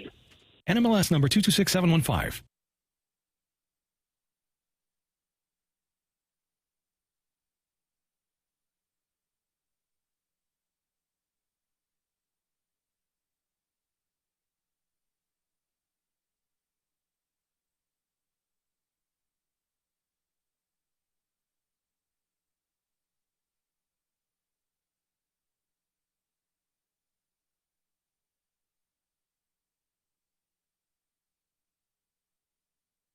Mosby Building Arts still has their sale going on where you can take advantage of 3 different ways to get in on new siding. If you've thought about upgrading the outside of your home to maybe upgrade the curb appeal, or maybe you're just tired of the siding that you currently have, give Mosby a call today because they've got 3 different ways to save on new siding, including you can get yourself a brand new garage door for free just for calling Mosby and getting new siding with them. That's right. 3 different ways. One of the ways is you get a free garage door, so the garage door could look perfect with that new siding, or 12 months, no payments, or the other option is 10% off siding. I've been telling you about the 3 different ways for new siding in your home, or their luxurious bathroom sale, and they give 3 different ways to save on brand new shower and bath. But you got to call today. It's the final month of September. The deals end today, so give them a call right now. 314-909-1800 or call Mosby.com if you want to visit them online. But the bottom line is, if you call them today, set something up, you can still take advantage of the 3 ways to save on new siding for your home, or 3 ways to save on the luxurious new bath. But you got to do it today. The deal ends at the end of September, so if you've been holding off, you're like, you know what, I'll call at the end of the month. It is the end of the month. So give them a call, 314-909-1800. Tell them Stalter sent you. Call Mosby.com. Mosby Building Arts, the right remodeling company.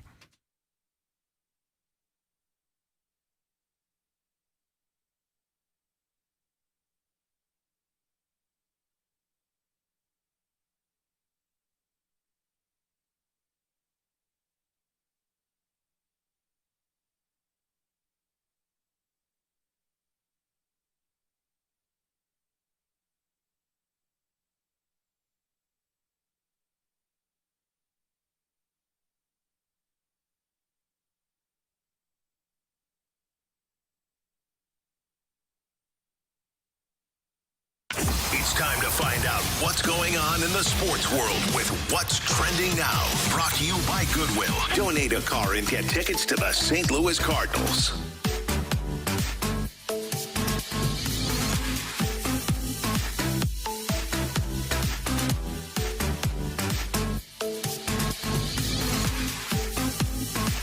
Welcome back to the Fast Lane here on 101 ESPN with Anthony Stalter, Jamie Rivers, Carey Davis, who is currently in the penalty box right now. Hey, Carey. High sticking.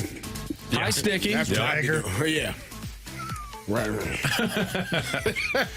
I'm Andrew Marsh. It's time for What's Trending. Gentlemen, there is baseball going on that is actually meaningful. And let's take a break from the ish show that we listened to earlier today.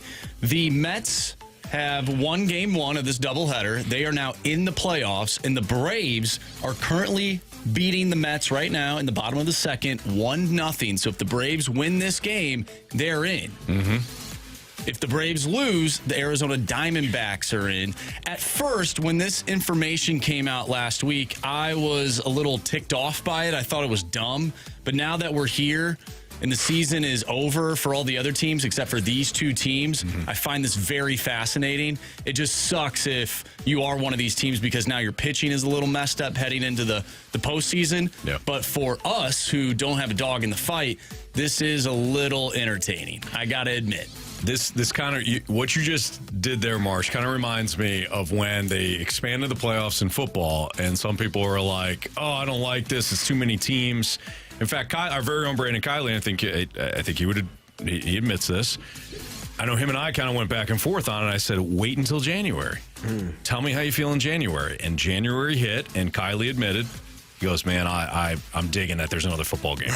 I'm digging that there's another playoff football game. If you create drama, if you manufacture drama, it's going to be intriguing. Yeah. And it puts an emphasis on the regular season. It forces those teams to really be dialed in. Fortunately for these two teams, you had the issue where there was conditions and they were unable to play, but now they get to play this doubleheader. Both teams win, they both are in. Yep. If you get swept, you're not in. And right. The Diamondbacks are in. So it is drama. It is eyeballs to the TV, and it is exciting. Like I said earlier, we're watching the game with the sound off. That first game, and you could feel the energy in Atlanta, like how those fans are jumping around and going crazy. It's fun to watch. Playoff baseball is exciting. Yes, it's just great. I agree. Great TV. Yep. Yeah, great. Exactly. This feels like a playoff series right now. Oh, yeah. A 2-game playoff series. Yep. And we were all glued to it. Like Mark said, we're not rooting for any specific team. Jamie kind of likes the Mets because he called a couple of months ago that they got something good going on, and he was right. They made the playoffs. But we're watching this game like just as casual baseball fans. Was it Ozzie Albies that hit the base clearing double? Yes. And we were standing there. We were like, oh! He missed a grand slam, by the way. He smoked it. Yeah. 2 feet. 2 feet. Yeah. Smoked it off the wall. And who knows? Maybe if it's a 3-run lead for the Braves instead of a 1-run lead, they win game 1. Yep. But either way, as Marsh just noted, they're up 1-0 now, and all they have to do is win this second game of the doubleheader, and they're in. If not, Arizona Diamondbacks are in. Guys, City SC, they defeated Sporting KC over the weekend, a 3-1 finals. City SC is eliminated. They are out of contention to make the MLS playoffs. Do you think this was a good year for them to have a down season because of the drama that has surrounded the Cardinals and they've taken most of the headlines? From that perspective, do you think that, okay, this was a decent year to have a step back, or do you think they could have capitalized on another bad year from the Cardinals? I fall more into that second category. Yeah. Now they still drew incredibly well. No issues there, and they're going to draw incredibly well next year. It's a market that St. Louis loves its soccer, so they're going to continue to pour into that stadium. But no, this is not a good thing. You didn't build off of last year. If the 2 years were reversed, that would be more digestible to fans. You're an expansion team 1 year. Hey, you know what? It's fun. Go out to the environment. This is great. They're building something. Next year, make the playoffs. Okay, now we're building, right? Yeah. In your mind, it's not linear. In your mind, it's like, wait a minute, you were supposed to build off of last season. And you didn't. You took a massive step back, and you wound up firing your coach or your manager. So, no, I don't. From a profitability standpoint, from an entertainment standpoint, City SC is going to be just fine. From an on-field product, you took a massive step back. I agree. And missed an opportunity because people weren't going to Cardinal games. They were probably looking for things to do this summer. Yep, I agree. Yeah. Interesting week 4 in the NFL. We haven't even talked about the NFL so far today due to this press conference that the Cardinals conducted.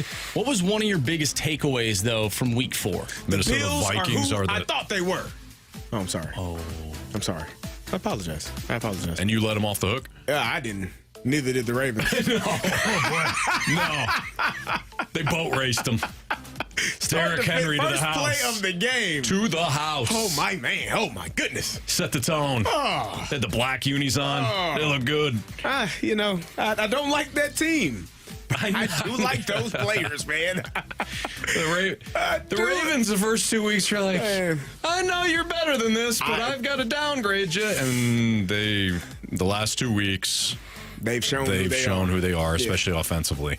More concerned about the Bills, or you weren't concerned about that? The one big play they had was the one touchdown they scored. Josh Allen made one of the best throws I've ever seen in my life, falling out of bounds. That got them down to the goal line. Yeah, to Shakir. That was amazing. Yep. But they couldn't block. Nope. They couldn't. They can't run the ball, which is the problem that I thought. James Cook, love him. Yeah. He's not Dalvin, not his big brother. They cannot run the ball effectively. No. And they couldn't stop the run.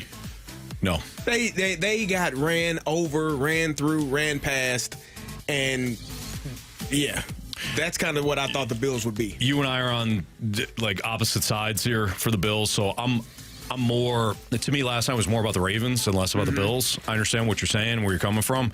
I'm not going to dismiss what we saw the first 3 weeks. That was a bad showing last night. It really felt at one point that their whole play was to have Josh Allen scramble to the sidelines and then heave one downfield. Yeah. Because he did that several times. Well, he didn't have a choice. He didn't have a choice. They were attacking. That was not Josh Allen. No run game.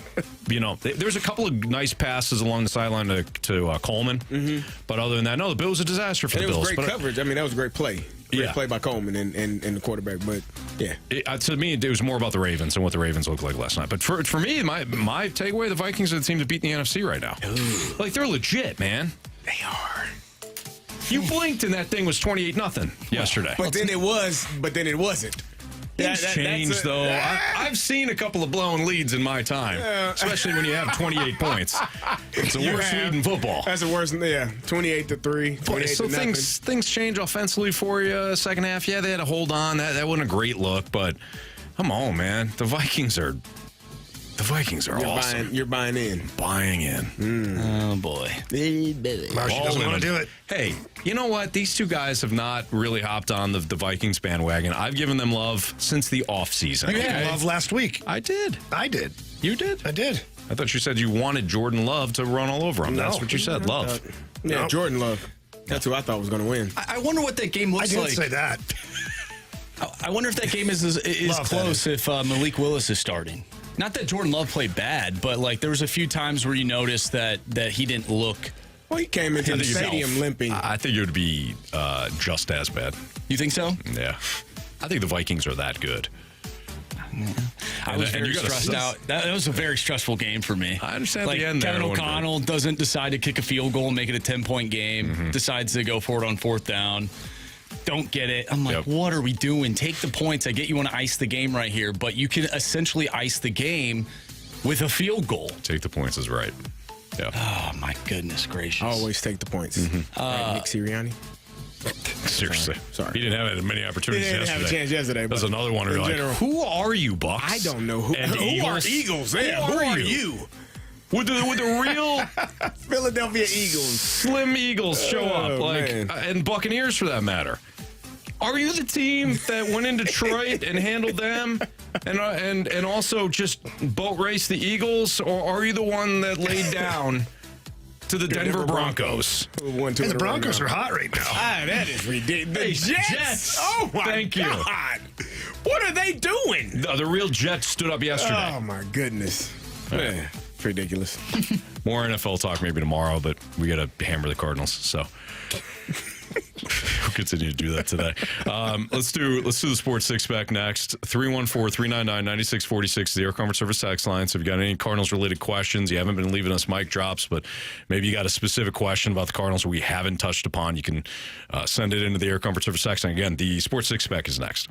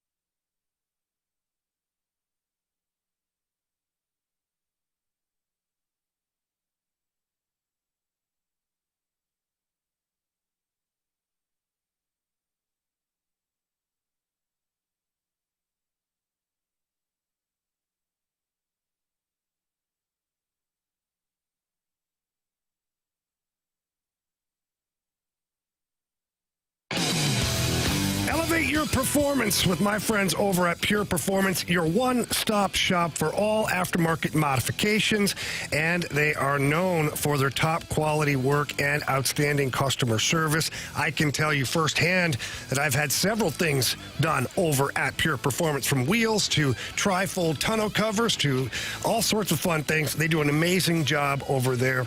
They've got all the accessories for those Jeeps, the Broncos, and it's like a playground in there. They have a massive massive warehouse. And when you walk in there, please ask for Shelby.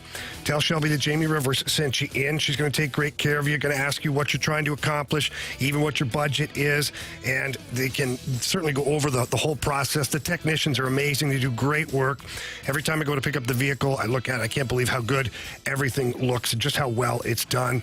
And they take great care of all of their customers. And they love seeing people in there, modifying any vehicle that you have, from minivan to a pickup truck to just a regular sports car. They've got you covered. And you go see them at that beautiful showroom located at 3725 Harry Truman Boulevard. And you can also visit them online. So check them out at pureperformance.com. That's pure, P-U-R, performance.com.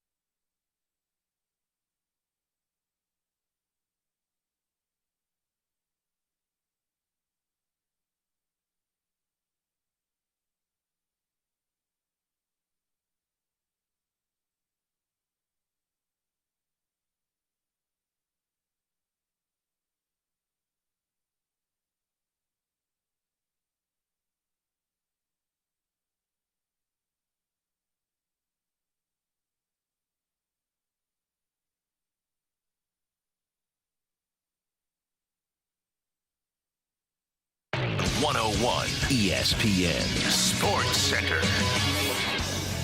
I'm Andrew Marsh. It's time for a Sports Center update driven by Johnny Londoff Chevrolet and Johnny Londoff Autoplex. The Cardinals had their end of the season press conference earlier today. If you missed that or if you missed anything from today's show, make sure you go to 101ESPN.com or check out the free 101 mobile app. It is featured on the site, so go check it out and send in your mic drops. Text us to the Air Comfort Service text line 314-399-9646. If you have a question, we have our Sports Six Pack coming up next, so make sure you get those questions in. City SC, they defeated Sporting KC over the weekend 3-1. They'll take on LAFC on Wednesday with a 9:30 start time. The New York Mets defeated the Atlanta Braves in Game 1 of their doubleheader. The Mets are heading to the postseason. Atlanta is currently leading New York 1-0 in the bottom of the third inning. We'll keep you updated on that one. And tonight is Monday Night Football. You can listen to that right here on 101 ESPN. Lions and Seahawks. Pregame starts at 6:30.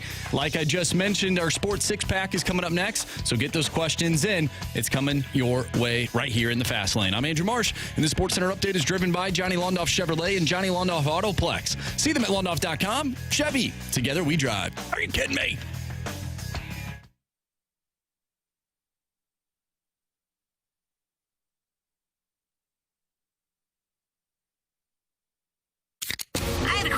It's time for the Fast Lane to answer your sports questions. I want to ask you a bunch of questions, and I want to have them answered immediately. Asking me all these weird questions. Answer the question. Answer the question. Answer me! The Sports Six Pack is brought to you by Paramount Men's Medical Center. Suffering from ED or PE? Your first treatment is free at ParamountMen'sMedical.com. All right, if you have a question for us, you can send it to the Air Comfort Service text line at 314-399-9646. That is our Air Comfort Service text line, as I just mentioned. And we've got the Sports Six-Pack. Question 1, please, Marshy. Question number 1. This one comes from the 314. What the hell is going through Sonny Gray's mind right now? How about Mason Wynn? If you were Mason Wynn, would you sign a big contract now? I wouldn't. Yes. If they're offering. Well, I mean, it depends on. See, I think it depends more on the money than anything. Correct.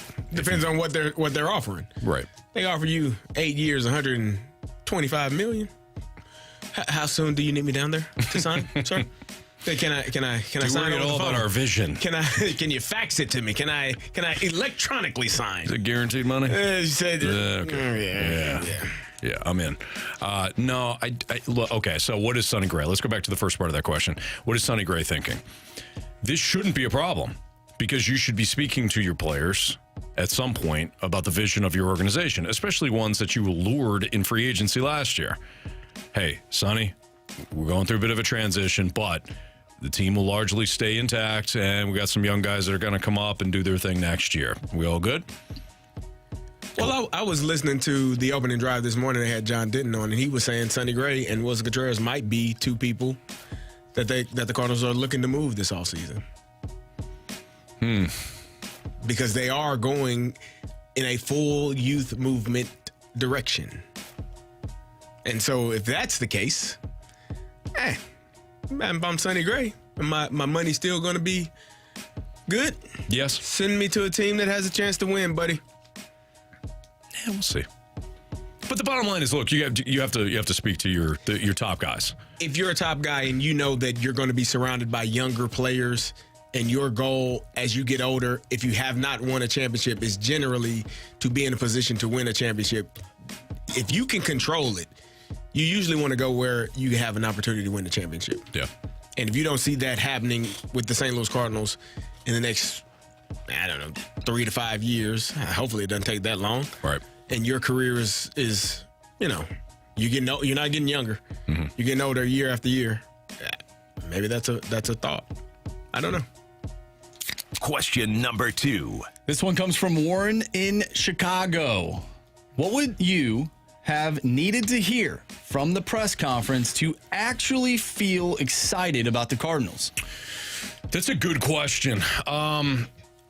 For me, knowing that Mo was going to come back, it was going to be a tough climb, right?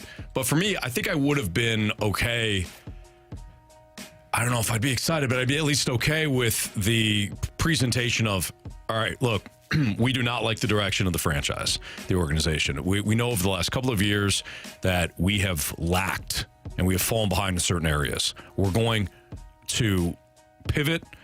We're going to spend resources or use resources on the player developments. Heimblum is going to be in charge of that. And, this is unacceptable. And they answered questions more humbly. There's some humility there. I think I wouldn't have been excited about that, but at least there would have been a clear, concise, here's the direction. 83 wins isn't good enough. What we're doing is not working. We know that we've come to grips with that, and while we can't get into every last detail of what we're going to do, we do have vision to rectify this. I think I at least would have been like, all right, I get it. All right, sounds good. We're going to go with the youth movement here. Let's get back to drafting, developing. It would have been just saying, hey, we know the last few years is not the standard of what St. Louis Cardinal baseball is. And because of that, we have to refocus. We have to shift our focus into developing better, which is why we're going to allocate funds here. We're probably going to go a little bit younger because we know that some of these older guys, the contracts, it's not feasible for what we're trying to do in this moment. Like just being clear and concise and honest about what your plan is. Not telling me, oh, we won 83 games. I mean, hey. What do you want from us? Why is that a problem? I mean, we got a winning record, right? That's what, don't you care? We didn't have it last year. Why are you so mad? What's your problem? Why are you mad? Yeah. That's not what I want. Are you mad at us? I gave you enough. Yeah. It's not enough. So just having a clear, concise plan and being upfront and honest with what the future looks like. Question number 3. From the 4-3-4, without really knowing what they plan for the Major League Baseball roster, who is the one veteran you'd want to keep for 2025 and for what reasons? Wilson is a great leader, cares a lot, has lots of years left, and provides lots of value. He's the guy that the 4-3-4 would keep. Yeah, I was thinking the same thing. When it comes to the value that a certain player brings to your roster, Contreras had himself a really good offensive year. He did. And he seems like the kind of guy that would work well with young players. He's energetic. He's intense. He's all these things. He comes across as a really good teammate as well. Whereas, you look at Nolan Arenado, we know his situation. I'm not saying he's a bad teammate. I don't know. I've never been his teammate, so I can't tell you that. But I can tell you what it looks like is when he struggles, he doesn't want anybody in the world around him. Yeah. Leave me alone. Get away from me. Right. And that can cause a certain tension in a clubhouse and on the field for no reason at all. And I think you could shop Arenado and get a pretty good return. Like the Dodgers, what's his name is not, I don't believe he's going back there next year as a third baseman. Muncy? Yeah, Max Muncy. I'd call the Dodgers, be like, what do you want to give me for Nolan Arenado? Because they've got the money to absorb that contract. Right. Now, the hard part is selling him on the fact that he's still the same player. Yeah. The Dodgers have money. You could absorb some of that. So I don't think it's a bad idea. I don't understand maybe the selling of Sonny Gray. Well, maybe it's because Sonny Gray, when he signed with the Cardinals, said, "I'm not a part of any rebuild." Right. If that's the problem, I get that. But if there's no pushback from his camp or anything from him, trading him right now doesn't make sense for the Cardinals. You still need somebody that's going to be at the top of your rotation. Do you though? Yeah. If you're planning a youth movement where most of these guys that are playing are 27 years and under, with the exception of probably Nolan Arenado, are you expected to win a bunch of games? Well, the funny thing is though, like Carey, who else? You're either all in or all out on a rebuild. You got McGreevy, you got Palante. Yeah, but it's going to put an undue stress on the rest of the rotation. Yeah, I don't think this is why we keep talking about partial youth movement. I'm with Anthony on this one. I think that if Sonny Gray still wants to be here, I think he's a valuable piece of the puzzle. Much like the Blues when Army talked about this retool and having a good goaltender in Jordan Binnington to kind of work your way through this. I think if you've got a top-end pitcher that can relieve some of the stress from your rotation, because you don't know how Palante will be for next year, the whole year, or McGreevy. And I think you're rolling the dice quite a bit if all of a sudden Eric Fetty's your number one pitcher. Yeah, no kidding. Michael McGreevy, he went 8 innings. Did you guys not see that performance? That's your ace. Fine. Fine. But Michael McGreevy as your ace then, okay? Either way.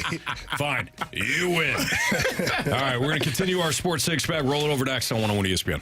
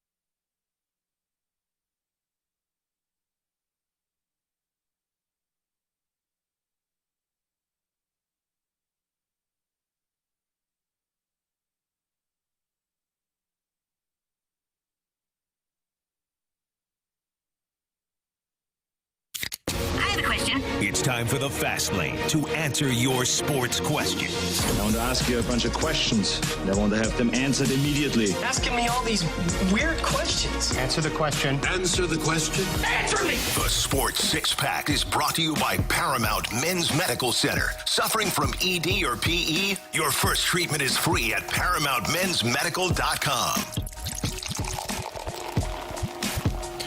Let's continue our Sports Six-Pack here in the Fast Lane on 101 ESPN. Carey Davis, Jamie Rivers. I'm Anthony Stalter. Here's Andrew Marsh. Question number 4. All right, guys, let's switch it up a bit. We've been talking too much Cardinals baseball, and we'll get back to it, but let's go to the Blues. We had a question from the 618. Why is Dylan Holloway not considered in the top 6? Yet. I mean, who knows, right? Like, the kid has a ton of potential. I just think that the Blues are... I think that they're not creating outlandish expectations for him. He's had a couple of really good preseason games. He's big, he's fast, he looks like the real deal. I don't think it'll take much for him to be, in and out of the top 6. Third line, I love how some people act like he's got to be in the top 6. No, you don't. Top 9 is really where you want to be. You want to be part of the top 3 lines. The fourth line, it's not that you don't want to be there. You're just not going to get as much opportunity as the top 3 lines. Sure. So I think Holloway is continuing to play well. If he finishes out the preseason the way he's played it so far, this question might be obsolete. He would just be stationed on the wing on the second line, especially if he's able to create the offense that he has so far. Question number 5. All right, let's get back to baseball. From the 314, do you keep Matthew Liberatore in the bullpen or try him as a starter next year? I mean, I think the kid has looked pretty good from the bullpen. You give him an opportunity to start. He's had a couple of opportunities. He looks like he's more comfortable coming out of the pen. So I would keep him there, and then you're not worried about how do you maximize the talent? It looks like he's maximized from a bullpen, as a reliever, not as a starter. His velocity is up. He's pitching better. He looks much more comfortable in that role. Mm-hmm. Maybe it's the lefty. Maybe it's the height, the size. Andrew Miller is the name that comes to mind. Like, he feels like he could fill that type of role as his career continues to progress. Sure. Guys, I'm going to push back a little bit. I'm giving him an opportunity in spring training. What the hell's wrong with you? No, look, he's a guy that you want to pitch multiple innings anyways, so it's not like you got to build him up tremendously over the offseason. Yeah. And it hurts absolutely nothing to put him out there in spring training to start some games and see how he does. Mm-hmm. What he's been able to do is maybe he's figured out some stuff, and it has been easier to come out of the bullpen, but what if he's ready from a maturity standpoint to where he's like, I need another crack at this, and then you put him in there and he pitches the same way as a starter now. Yeah. To me, it's always good to have that option. Mm-hmm. And if it doesn't look the way it should, you put him back in the bullpen. And he's still one of your big pieces from the bullpen at that point. Yeah, I don't think so. Question number 6. From the 636. There he is. How do you make a youth movement when you don't have a development philosophy in your minor leagues and you have a whole bunch of young guys who have shown that they're not ready for the major leagues? That's a great question. From my standpoint on this, the youth movement is happening at the big league level, but the player development is something that's going to take its time. It's going to be kind of unveiled over the years, right? Like, to me, this transition to player development, we won't see the fruits of those labors for a couple of years. In the meantime, at the big league level, you're going to see younger guys. Why?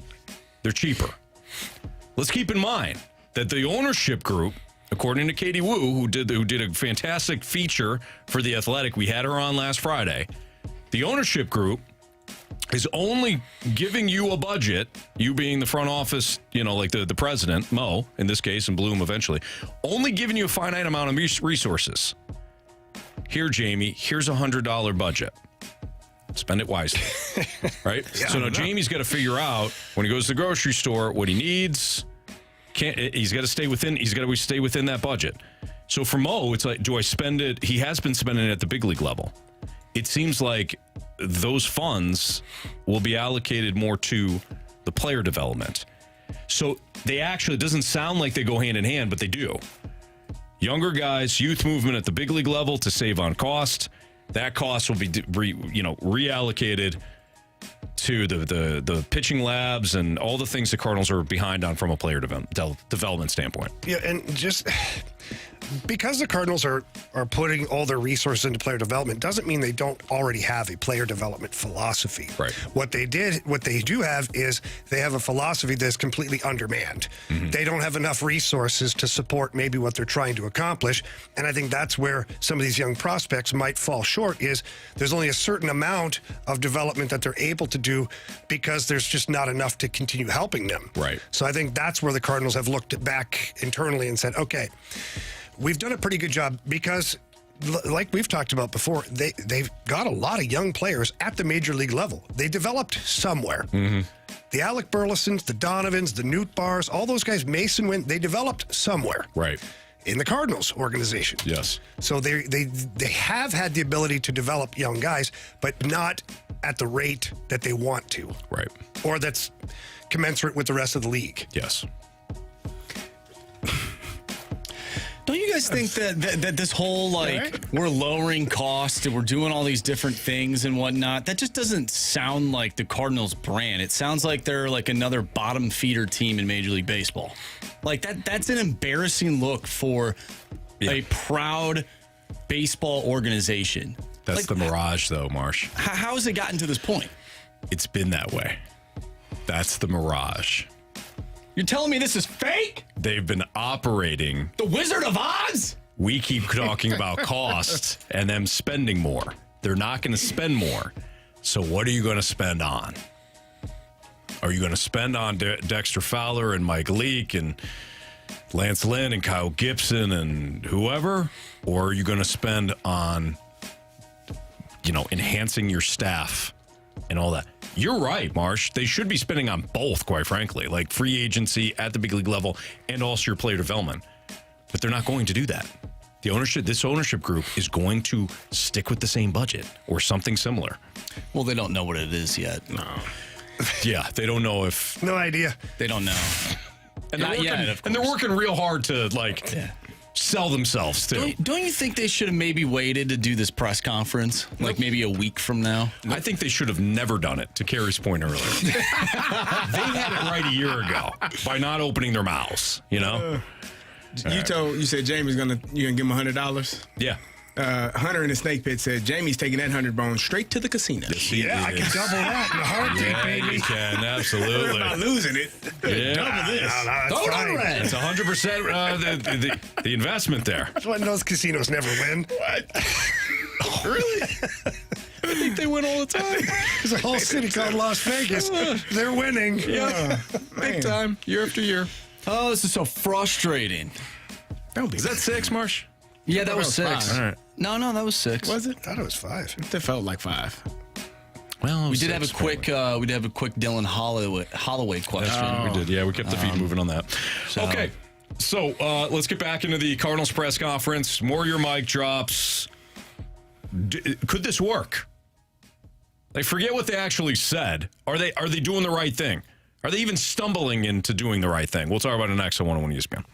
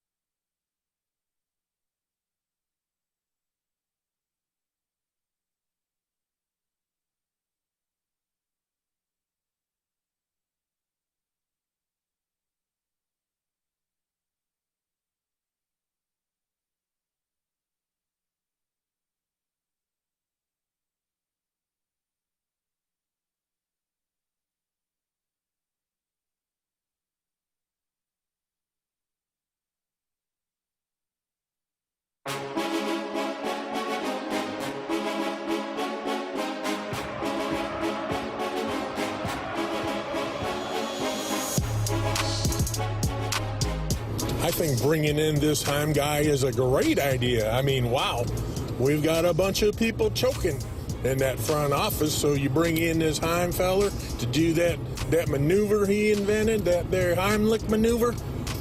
Stop choking and we'll move forward from there. I mean, I'm very optimistic at this point. All right, so that was Kevin. Kevin, I don't think we're talking about the same thing, Kev, but I like your line of thinking nonetheless. Cardinals had the press conference earlier today. Here's what you need to know. If you're just hopping in the car, you're like, hey, oh, yeah, that's right. The Cardinals had a big press conference today, and you haven't heard anything. Well, Chaim Bloom is going to be the new president of baseball operations for your St. Louis Cardinals in 2026.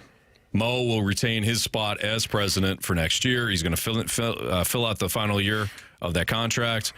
Ollie Marmol will remain the manager. We knew this morning. What they said at the press conference, though, is that they're entering a transition. Bloom is going to reset the player development. He's going to spend a year basically working on that after observing for this past season. They're going to increase staff from the player development standpoint. They're going to have a better infrastructure. They're going to create a new facility down in Jupiter. They won't break ground on that until April, so it's going to be a little bit on that. But basically, Jamie, they're going to catch up from where they've been over the last, 5, 6, 7 years. Besides Secondus, like them not being them not showing any sort of humility, them not showing any sort of really awareness today. Let's move beyond that for a second. I do think this is a good idea because it's really your only option. You have got to get back to player development. If you're not going to be the Phillies, which we know they're not, you're not going to be the Dodgers, the Braves, the Yankees, the whoever that's there to spend big. Well, then, damn it, you better have the best player development in Major League Baseball. And they're not going to spend big at the big league level. Fine. Instead of mediocre free agent after mediocre free agent after mediocre free agent trying to provide another Band-Aid, then toss money where it matters from a player development standpoint. So that maybe you're not trading guys that wind up being significantly better in other organizations. Yeah. And I'm not even saying that tongue-in-cheek. No. So I think that this has a chance to work, but quite frankly, this was your only option. Yeah, I guess what bothers me a little bit, if I just kind of rewind it here, is you could do all of this, by the way, without making big announcements that you're doing it. True. Other teams do it. We don't hear the Dodgers and whoever else you want to bring up say, yeah, we are really diving into player development. Right, exactly. They just do it. Exactly. I don't understand why this had to be such an announcement. I know you just, and here's where it contradicts itself. Because you come up with this big announcement because you feel compelled to let your fan base know that the last 2 years are not up to standard for the St. Louis Cardinals. But then in the same breath, you're telling the fans, hey, we had 83 wins. Right. It's not a bad year. So, which one is it? Right. Is it 83 wins is not a bad year? Or, oh, my God, the roof is caving in. We need player development. What's the standard? What are we doing? Right. That's the big announcement. We're diving into player development. But we had 83 wins. You guys should be happy about that. To me, the message today was very simple. We only had 83 wins today. This season. We only had 83 wins this season. Mm-hmm. It's not good enough. Our player development is the problem. What about the big league level? We'll get there. It's fixed. We'll get it fixed. Yeah. That's simple. We'll get it fixed because the foundation's cracked. The way it's been all been presented, I think, is the problem. Yeah. For me, is you're patting yourself on the back for what you've done in the past and an 83-win season, but at the same time, you're calling an emergency type press conference where major changes are coming. Changes that nobody here will ever even know what the hell it is. Right. we're not going to be, it's not tangible for us. We're not going to be down in Memphis and Springfield and Jupiter. Exactly. So we can't grade you. Therefore, it's like, are they really going to do that? Or is this just a way for them to lower the payroll without the whole fan base losing their mind? We'll know, but we might not know for a while. They just seem like woefully underprepared for these questions that were asked by all the media members there. Absolutely. And it seemed like when they were answering the questions, they weren't speaking to Cardinal Nation. They were speaking to the people that were in the room. That was my point. Exactly, Marsh. That was my point earlier about you got to realize you're not talking to just Frank Cusimano. You're talking to the Cardinals fan base. Yeah. But we talked about that, though. It doesn't seem like they were prepared. Like, no media training, no media preparation. Like, you don't know, you have no clue as to what's going to be asked and how to answer that question. Like, you don't know the best way to respond to, what about the fans? Did they give you a message this year? We're going to have more things for fans next year. Just wait. Wait and see. We're going to roll out some things they've never seen, ever. Mm-hmm. Never seen this. Plaid shirt night. What? You've never had that. You've had Hawaiian shirt. Yeah. Not plaid. Nope. Brand new. Exactly. Unveiled. We're going to have a 60s theme night. You're going to love it. Yep. We're going to do water bottle night. Everybody gets their own water bottle. First 300 fans. In seriousness, though, like how are they going to get fans to the ballpark next year? Like, what is the thing that you're marketing heading into next season? Like, they had, remember when they came out with the powder blue jerseys? Mm-hmm. It was Harrison Bader was everywhere. Like, to me, it's got to be Mason Wynn. Yeah. But what else? What else are you selling? Well, to me, it's Mason Wynn, it's Jordan Walker, and pick another young guy. It's going to be a pitcher. It'll be McGreevy or Quinn Matthews or one of those guys that they decide that they're going to. Or you could do like a Sonny Gray, Mason Wynn, and like Contreras. Contreras, yeah. Honestly, like just because they're getting younger and whatnot and they're cutting payroll, that doesn't mean that the team is necessarily going to be bad. Exactly. Like I think people are just upset because they're done hearing these people talk. Yeah. Like they're just annoyed with them. And why wouldn't you be? Why wouldn't you be? But like at the end of the day, this team, like this is what we've been wanting though. Like I don't want to see Lance Lynn. Exactly. He did great. He was fine. Yes. He was fine. I don't want to see these players anymore. We've seen it. It didn't work. Let's move on. Right. But at the end of the day, it comes down to how they present this, and they never even told us what their vision was. I think that's the frustrating thing. That's why we're 3 hours into this show, and we're still talking about this because they had a massive opportunity to say, here's what you should be excited about, right? Without saying it. Because if you spotlight it, you sound stupid. If you spotlight it by saying, well, we've got six young guys up that played pretty well this year. Why don't you give us a little credit for that? Then we all want to give them the middle finger. But if you were to say, listen, 83 wins isn't good enough. This isn't good enough. We are pivoting, and we are all about the future. From this point on, we're going to fix the foundation. The big league squad next year is going to have a little different look to it. You don't have to say anything more. A little different look to it. It's gonna be youthful because youth kind of screams energy. But if you sit there and you tell us about the 83 wins as if that's some sort of prize, Tim McKernan said it perfectly earlier today in the balloon party. He goes, "That's like Mizzou with 4 blood donors on the schedule, highlighting a 6-win season and going to a bowl." No, and that's straight from McKernan. That wasn't me. Yeah. When he said that, it was perfect. That is what the Cardinals did today. You had 4 blood donors. You're celebrating a 6-win season and telling the fan base and asking the fan base, why aren't you excited too? Yeah, they didn't even tell us anything that we didn't know already that didn't come out this weekend from the beat reporters. Yes. I didn't hear one single thing that I didn't know heading into this, and that was what I wanted to know. What do you have to say that Katie Woo, Derek Gould, Jeff Jones, name it? Yeah. What they already hadn't reported? I didn't get anything from that. We knew all that going in. Exactly. Yeah. Yep. All right. We all clear? Yeah. Okay. Yep. All right. Still don't know anything. No. Okay. Nope. Well, we do. Do we? Mo's going to be back. We do know that. Ollie's going to be back. Gersh is the VP of Special Projects. I want what the hell that I wanted is. somebody to dive into that and be like, Mo, what exactly will he be doing under that title? We got some side projects. I don't know what that means. Leaves are going to fall down soon. He got raked up in my Gotta yard. get those cleaned up. Whatever we decide is the special project is exactly what he's going to do that day. I feel bad for Gersh. Because I feel like he's like a little bit of the scapegoat and all this. Meanwhile, He was always going to be. But that's what I'm saying. He's always going to be the scapegoat. He's done nothing That's wrong. why he was hired. And he might be the smartest guy of the bunch. He might be. I don't know. I'm missing something. Oh, man. Okay. Let's talk some football. Yes. Let's talk some football next. Let's get in. We have not talked football all day today, or barely talk football. Let's get into some Week 4 instant reactions. All right. Some of the biggest things that happened yesterday. Another wild day in the NFL.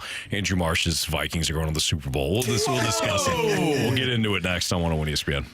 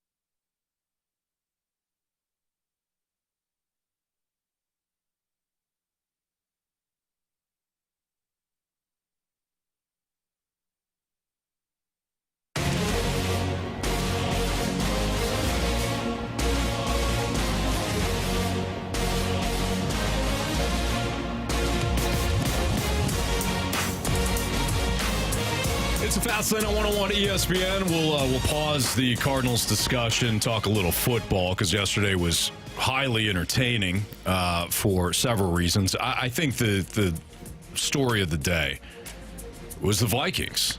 Like, if you wait until last night, we can talk about the Ravens and the Bills and all that, sure. But Marsh's Minnesota Vikings took a 28-0 lead. They had to hold on. But they're 4-0, 2-0 on the road. They've beaten the Packers, who were a playoff team a year ago, the Texans, who were a playoff team a year ago, the 49ers, who were in the damn Super Bowl a year ago, and Carey's favorite reclamation project, the New York Giants. Oh. Beat them all. Well, who has been more impressive than the Vikings this season through 4 weeks? Oh, wow. Because the Chiefs at 4-0, they haven't been as impressive as the Vikings. There's no question about it. They haven't had that big blowout win. The Commanders have been pretty impressive. That the team's Commanders coming out have of been nowhere. impressive, They've been pretty absolutely. impressive. Guys, talk to me in a month or two. Yeah, well, this Commanders team might be the best team in that division. They're certainly the most interesting. I'll give you that. I don't need you to give me anything. I think there's the you was you in general, but you know what, Jamie, you can go fast lane yourself, okay? The guy that just texted in, I'd rather do and that. you can go fast lane yourselves. I think there's less drama in Washington than there is in any of the other NFC cities. I'm sorry, NFC East cities. So ton of drama in Dallas. Yes. Ton of drama with Philly, with injuries, Nick Sirianni. I don't even know if those fans even want him to be the head coach anymore. We've talked about that multiple times. Did you hear his explanation, by the way, about why he didn't run Saquon Barkley on one of those plays? I'm sure it was very enlightening. It was almost on par as the Cardinals press conference today. So I did see that. The question was, he only... It was terrible. Saquon Barkley, I believe, only had 2 rushes within the first 3 drives of the game, which is pretty alarming considering the guys that are not on the field for you right now if you're Philly.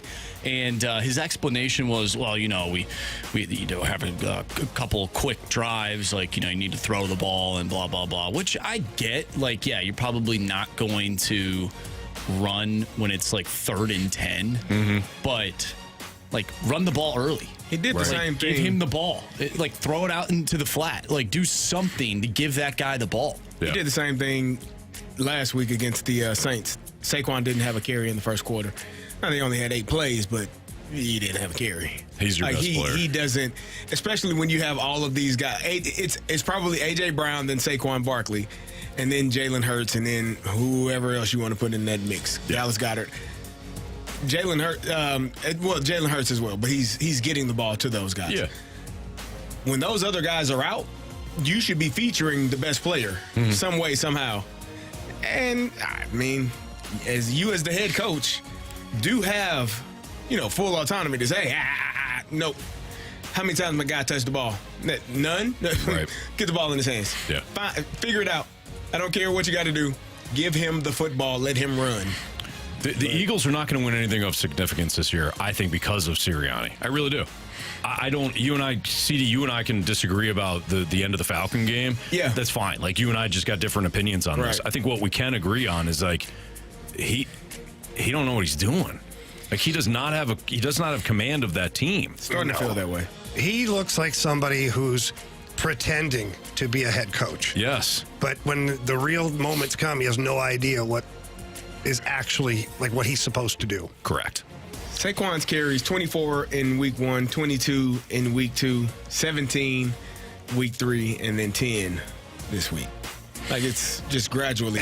That can't happen, especially when you have some of your best players out. Yeah, right. You got to get the ball in his hands. The Buccaneers, by the way, won that game 33-16. They completely dominated. Yeah. Baker Mayfield had himself a hell of a game. 30 of 47 for 347 yards and 2 touchdowns. I'll say again. What say you? Are the Saints good? Because Derek Carr did not move the ball at all against that defense. At all. Jordan Love picked him apart in week 1. Kirky Cousins played like garbage for three quarters, magically turned into Tom Brady in the 4th against that defense. Baker Mayfield having a good year. Not invincible, though, as we saw a week ago with Denver. He 347 yards, 2 tutties. And the Saints did nothing at home in one of the loudest environments in football against that defense. So you're buying into the Baker Mayfield. I am. What I'm saying is, I don't really know what I'm watching with the Saints team, who everybody loved for 2 weeks. I don't know what they're doing either. I have no clue what the Saints are doing. They got cooed. Yeah, I don't know what they're doing. Young Wei Koo. It took me a second. 58-yarder. 58-yarder to win that thing, Jamie. It's impressive.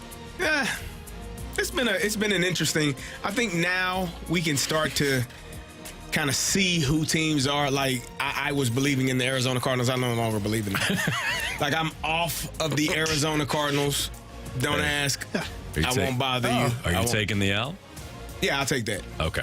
Yeah, I'll take the L on that. Told you. It's a terrible decision. You guys are a team on this. I'm still not. I'm not out on them yet. You're not taking the L. Not fully out. It's still week 4. Like I still think there is more. Give another to couple give. weeks. With that being said, I'm also out on the Buffalo Bills, who I've already been out on. Come on. You know, you've been dying. I don't know why you. You know what? You would have jumped off that bandwagon if they were 10-0 and they lost week 11. Listen, you get smoked the way they got smoked the last night. All right. They've beaten the Cardinals, who I just told you I'm off of that bandwagon. They beat an injured Tua and the Dolphins, and then they beat the Jacksonville Jaguars. Tua didn't get hurt until the Bills had that puppy wrapped.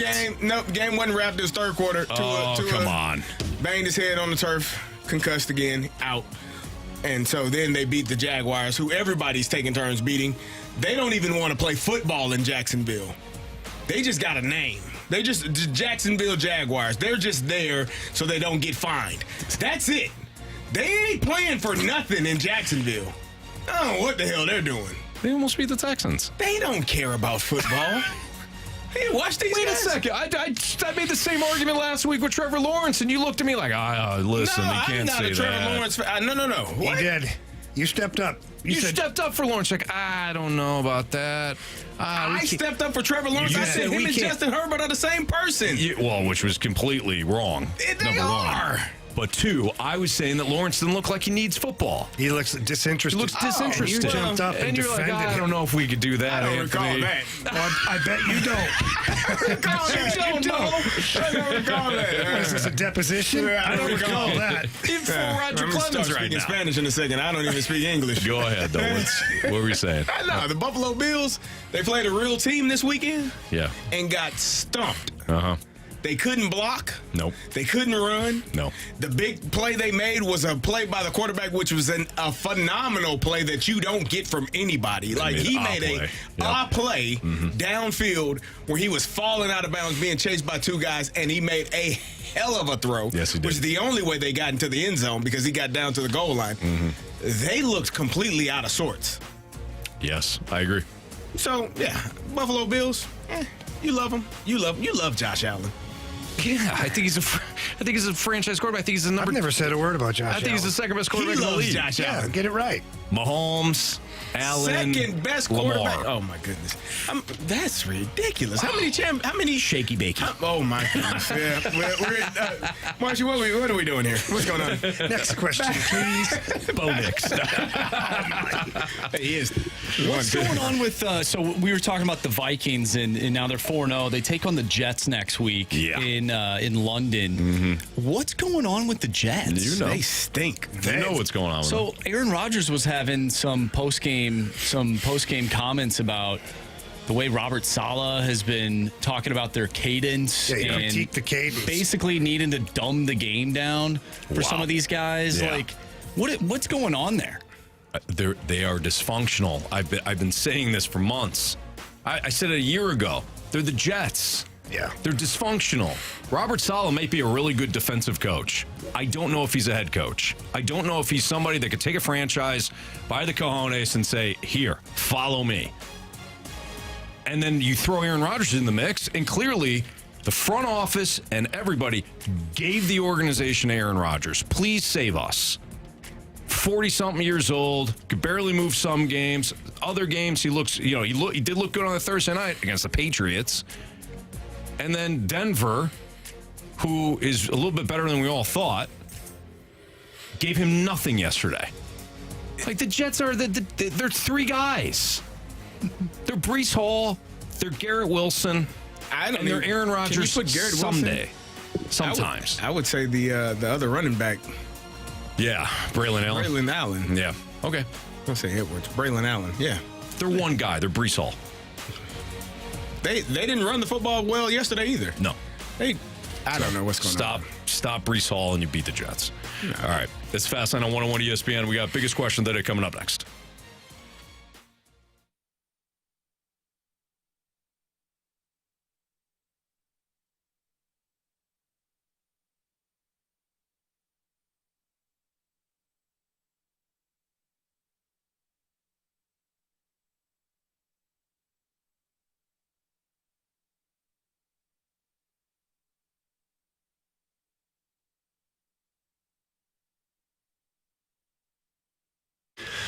Anthony, I went through a phase where I just didn't feel like myself. Was tired a lot, low energy levels, just very irritable, a little depressed at times. Weight was packing on. I wasn't feeling good. Wasn't in the gym. Had no desire to do anything like that. Yeah.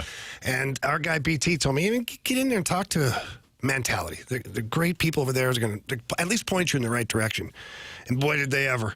Things changed very quickly for myself. I was low in testosterone, deficient in a couple other vitamins, and they were able to do that all by just taking a simple blood panel.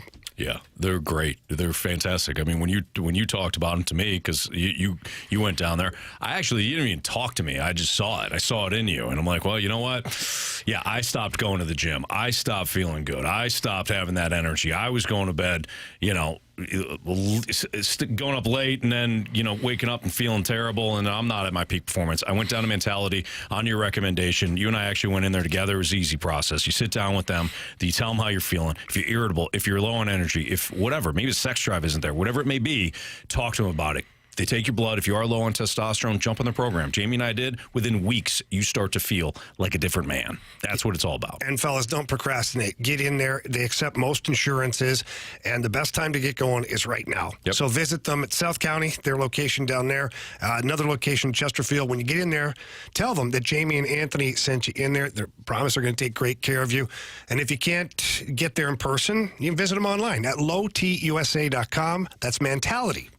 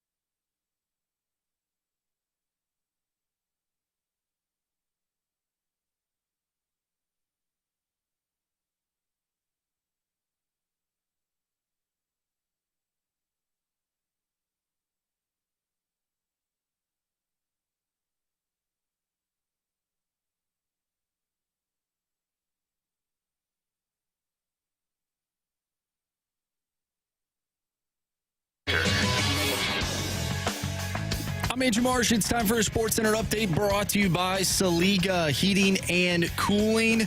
If you missed anything from today's show, including the Cardinals season-ending press conference, go to 101ESPN.com or check out the free 101 mobile app. Just head to or honestly, you can just go to the website. It's featured on the website, but you can go to the podcast page. You'll find all of our full interviews, full shows there. It's all brought to you by Dobbs Tire and Auto Centers. We appreciate everyone for sending mic drops, texting into the Air Comfort Service text line. We have Monday Night Football tonight for you after the show with the pregame starting at 6:30. It's the Lions and the Seahawks, and we'll have an instant replay show for you as well leading up to Monday Night Football. We have our biggest question of the day coming up next. I'm Andrew Marsh, and the Sports Center update is brought to you by Saliga Heating and Cooling, an independent American Standard heating and air conditioning dealer.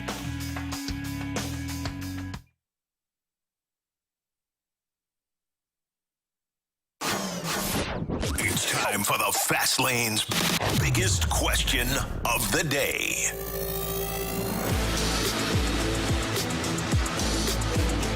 It's Fast Lane on 101 ESPN. Carey Davis, Jamie Rivers, Anthony Stalter, Andrew Marsh with our biggest question of the day. All right, gentlemen. So I want to go back to the Cardinals season-ending press conference. We got a question from the 303.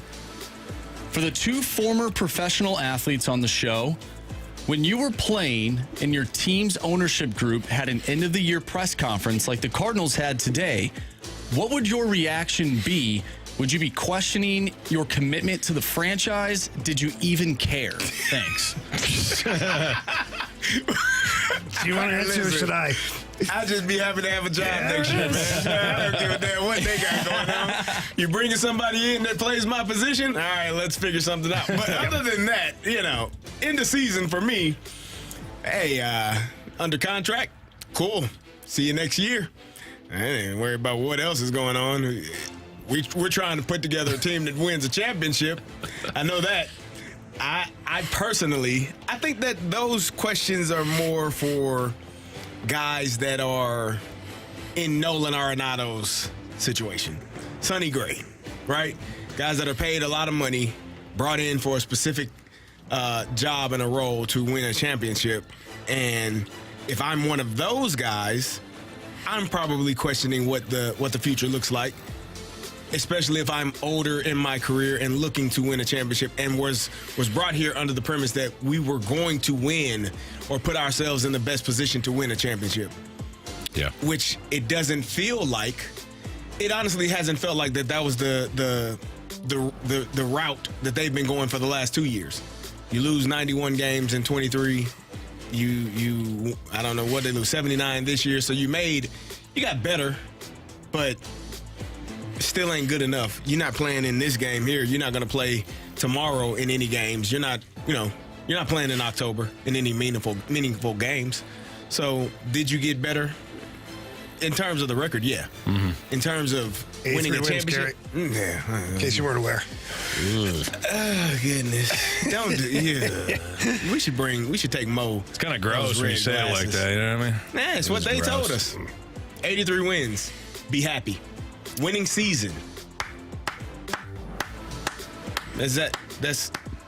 Why aren't you guys clapping? Yeah, I'm sorry. Was winning that season? My bad. Because of that winning season. That was a good thing. Are we clapping Carey Davis? No. Yeah, we're in for that. 83 wins. Clap it up. Okay. Clap.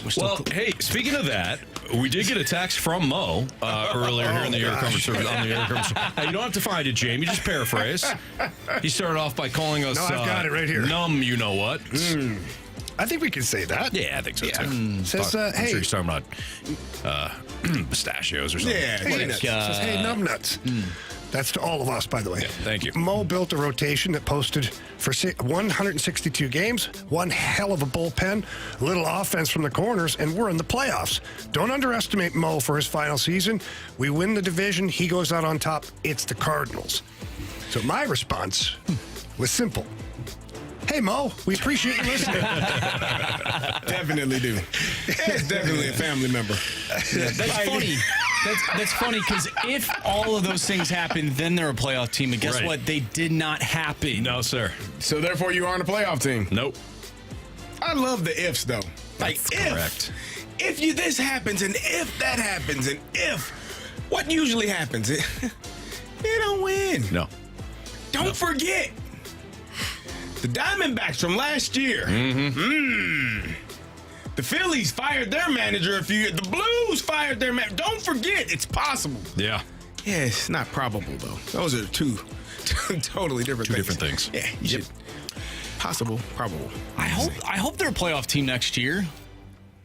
I do Marshy, too. Yeah, but you're a beautiful soul. Here's the thing. I hope it won't happen. You're a beautiful soul. I love it. And Okay, I love but- you for that. All right. Here's the thing, though. They don't have to spend more to have a similar team. Yeah. That might be better. That's what my I'm not even line of being- thinking is yeah, too. I'm not being They might be a naive. better team without all these other veteran leaders and whatnot. Either unless the Dodgers owners buy the Cardinals and treat them like the Dodgers, or the Dodgers scouting staff and front office takes over. If that's not going to happen, and we know it's not, the Cardinals could actually do nothing and fall into a slightly better team next year. Because let's keep in mind here, Mo hasn't been good. Mo hasn't nailed a lot of these free agents. I'm sorry, Mo. I'm sorry, sign a lot of these free agents. We don't know what he does in his all about personal wording. time. Mo hasn't hit. Mo hasn't signed a lot of free agents that made an impact lately. Now I'm just going to stop talking. Jamie, you take over. You know what I'm trying to say. He's probably the wrong person to give that microphone to. Right? Guys, I said it a couple of weeks ago that I think that this team will be in the exact same place as they were this year, even if they just go with the youth movement. I feel like it's not going to have that much of an impact on their wins and losses. Everybody's talking now. If they trade Sonny Gray, Contreras, Helsley, if they just empty out the cupboards, then I think you'll see some differences there because you're losing some pretty big pieces at that point. Agreed. But as it sits right now, if I just look at the roster and exclude Paul Goldschmidt and look at the rest of it, I'm like, it's fine. And with McGreevy pitching the way he did, if it looks anything like that next year, and Fetty finished off with 2 good starts for the Cardinals to finish out the season, all of a sudden your rotation doesn't look that bad. Palante had himself a good year. So you're like, if you squint, you can see the Cardinals limping into at least a playoff race come towards the end of the season. Yeah, agreed. I mean, that's doing nothing. True. I think for me, I'm sick of hearing about expectations from guys who should produce. And so if you eliminate that, then I can just go into the season with 0 expectations and then just let the season play out and then be happy if they end up doing better than what my initial expectations would be heading into the season. Because now we don't have to worry about, if Paul Goldschmidt has a 2022 MVP season, he hasn't. And he hasn't. He's been regressing. Now I don't have to hear about that anymore. Right. And we don't have if the 2 pillars would have stepped up, we don't have to hear about that anymore. No, I'm sick of hearing about it. I love it. I love it. You're right, Marsh. All right, here we go. End of the month. End of the month. Bet the board. Oh, yeah. Carey Davis with a 3-point lead over Andrew Marsh and me. Jamie, for all intents and purposes, he's out. Is out. No, I'm out. No, he's out. He's out. I'm out. He used his parlay. He's done. Missed Marsh it. and I saved our parlays. In fact, I don't even know if one of my things hit. I had 8-leg parlay last month. This one was like 5 or 6. Yeah. And I started looking right away and it was like, down by 3, down by 4. One of them was like 9-run difference. I'm like, okay, we're not 8-0. Yep. 0-6. Pretty much. Yeah. Well, all right. So we'll give you our plays, and we'll see what Carey Davis does, because Carey's got to go first. I was going to ask, do I get to go last? Carey's got to go first. Dude, this is what made it beautiful last month. Yes. So Marsh and I are going to cook up some parlays. That's the next question, too, is who goes between us. Because if I get to go first, you shouldn't be able to add your parlay onto what that person's parlay is. It's strategy. Carey, you're not going to change the rules. I'm just saying. It's strategy. Were you part of the Rizzuto show? No. Trying to change the rules all the time? Whoa! If it means me winning, hell yes. If you didn't, how you doing? Nice to meet you. I'm Carey Davis. Have we met before? Carey will I go can't trust first. you right now. Bet the board. Wrap up the show next on 101 ESPN.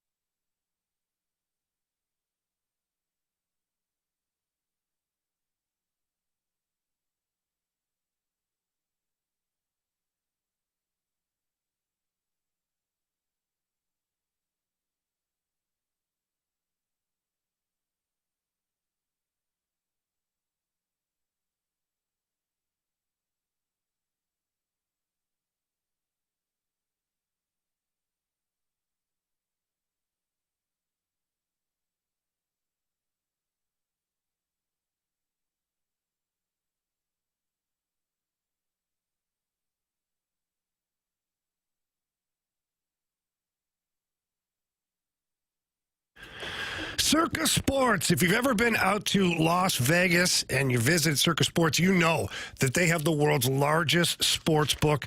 Just an amazing complex over there. The owner, Derek Stevens, a personal friend of mine, known him for a long time. He's done an exceptional job of building up that casino. And now they've got this Circus Sports betting app for the Illinois region, and it brings the world's biggest sports book right to your fingertips. It's got old school Vegas to it. It's catering to people who are familiar with betting. There's no promos, no things to try and get you to sign up. No, they just offer you great splits, great payouts. They have the best odds out of any app, no betting limits, and exceptional customer service. And you talk to a real person. When you get there, you talk to a real person, not some automated machine or a chat bot. So with their user-friendly interface, you can bet on your favorite teams and players with ease. It's sports betting the way it should be. Don't miss out on the action. Download and bet like a pro with your Circus Sports Illinois app today and join in on the excitement. Visit their website or find them in the App Store. If you or someone you may know have a problem with gambling, call 1-800-GAMBLER or text ILGAMB to 833-234.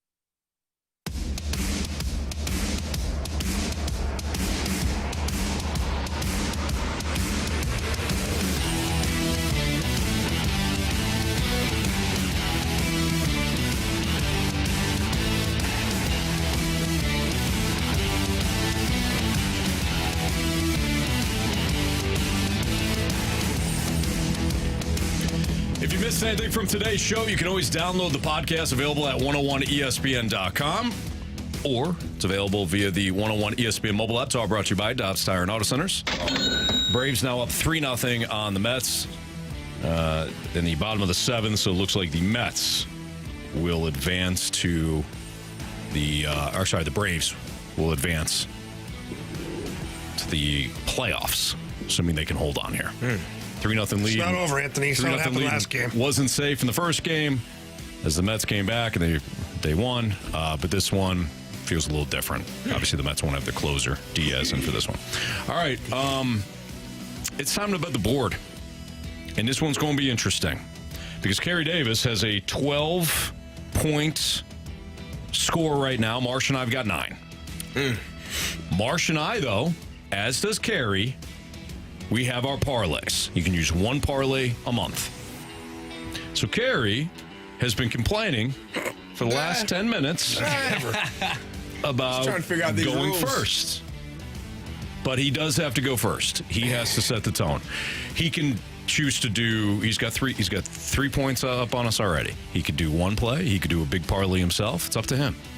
All right, so Monday Night Football.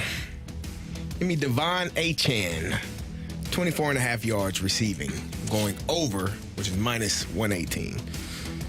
And he's doing it. He's doing Tyreek Hill, 49.5 yards receiving, minus 114, going over for that as well. And that's it. I'm not done anymore. Just those two. Just 2? Yep. Interesting. That's enough. Interesting. All right, Marsh. If they miss one. Well, we're tied. What do you want to do here? Should we spin the wheel to see who goes spin next? the wheel. Flip a coin. Let's spin the wheel. Do you have a coin? Nobody's got coins. I got this. Like a coin. Are you ready? Yes. Are you ready? Tell me to spin the wheel. Marshy, spin that wheel. To see who goes next. Oh! Anthony. Is me? Antoine. All right. Here we go. Give me Geno Smith over 252 passing yards at minus 110. Give me David Montgomery to score an anytime touchdown. That's at minus 120. Give me DK Metcalf over 66 yards receiving. Let me flip over to the other side here. That's 3. Give me Devon Achane over in receiving yards. Why I said that. That's exactly. This is exactly why I said that. Yeah.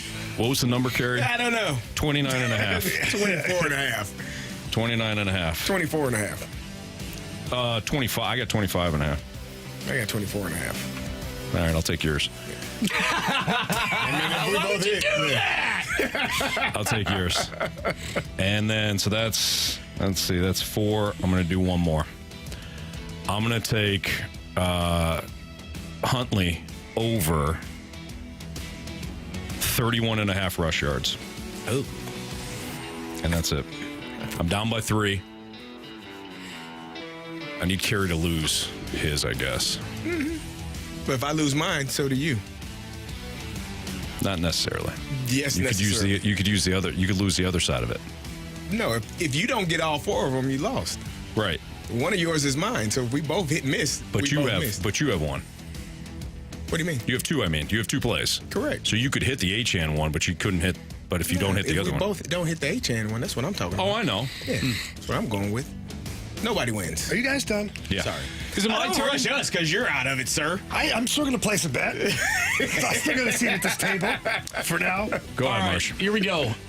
Give me Amon-Ra St. Brown over 6.5 receptions. Give me Jared Goff 2+ touchdown passes. Wow. They run the ball. Give me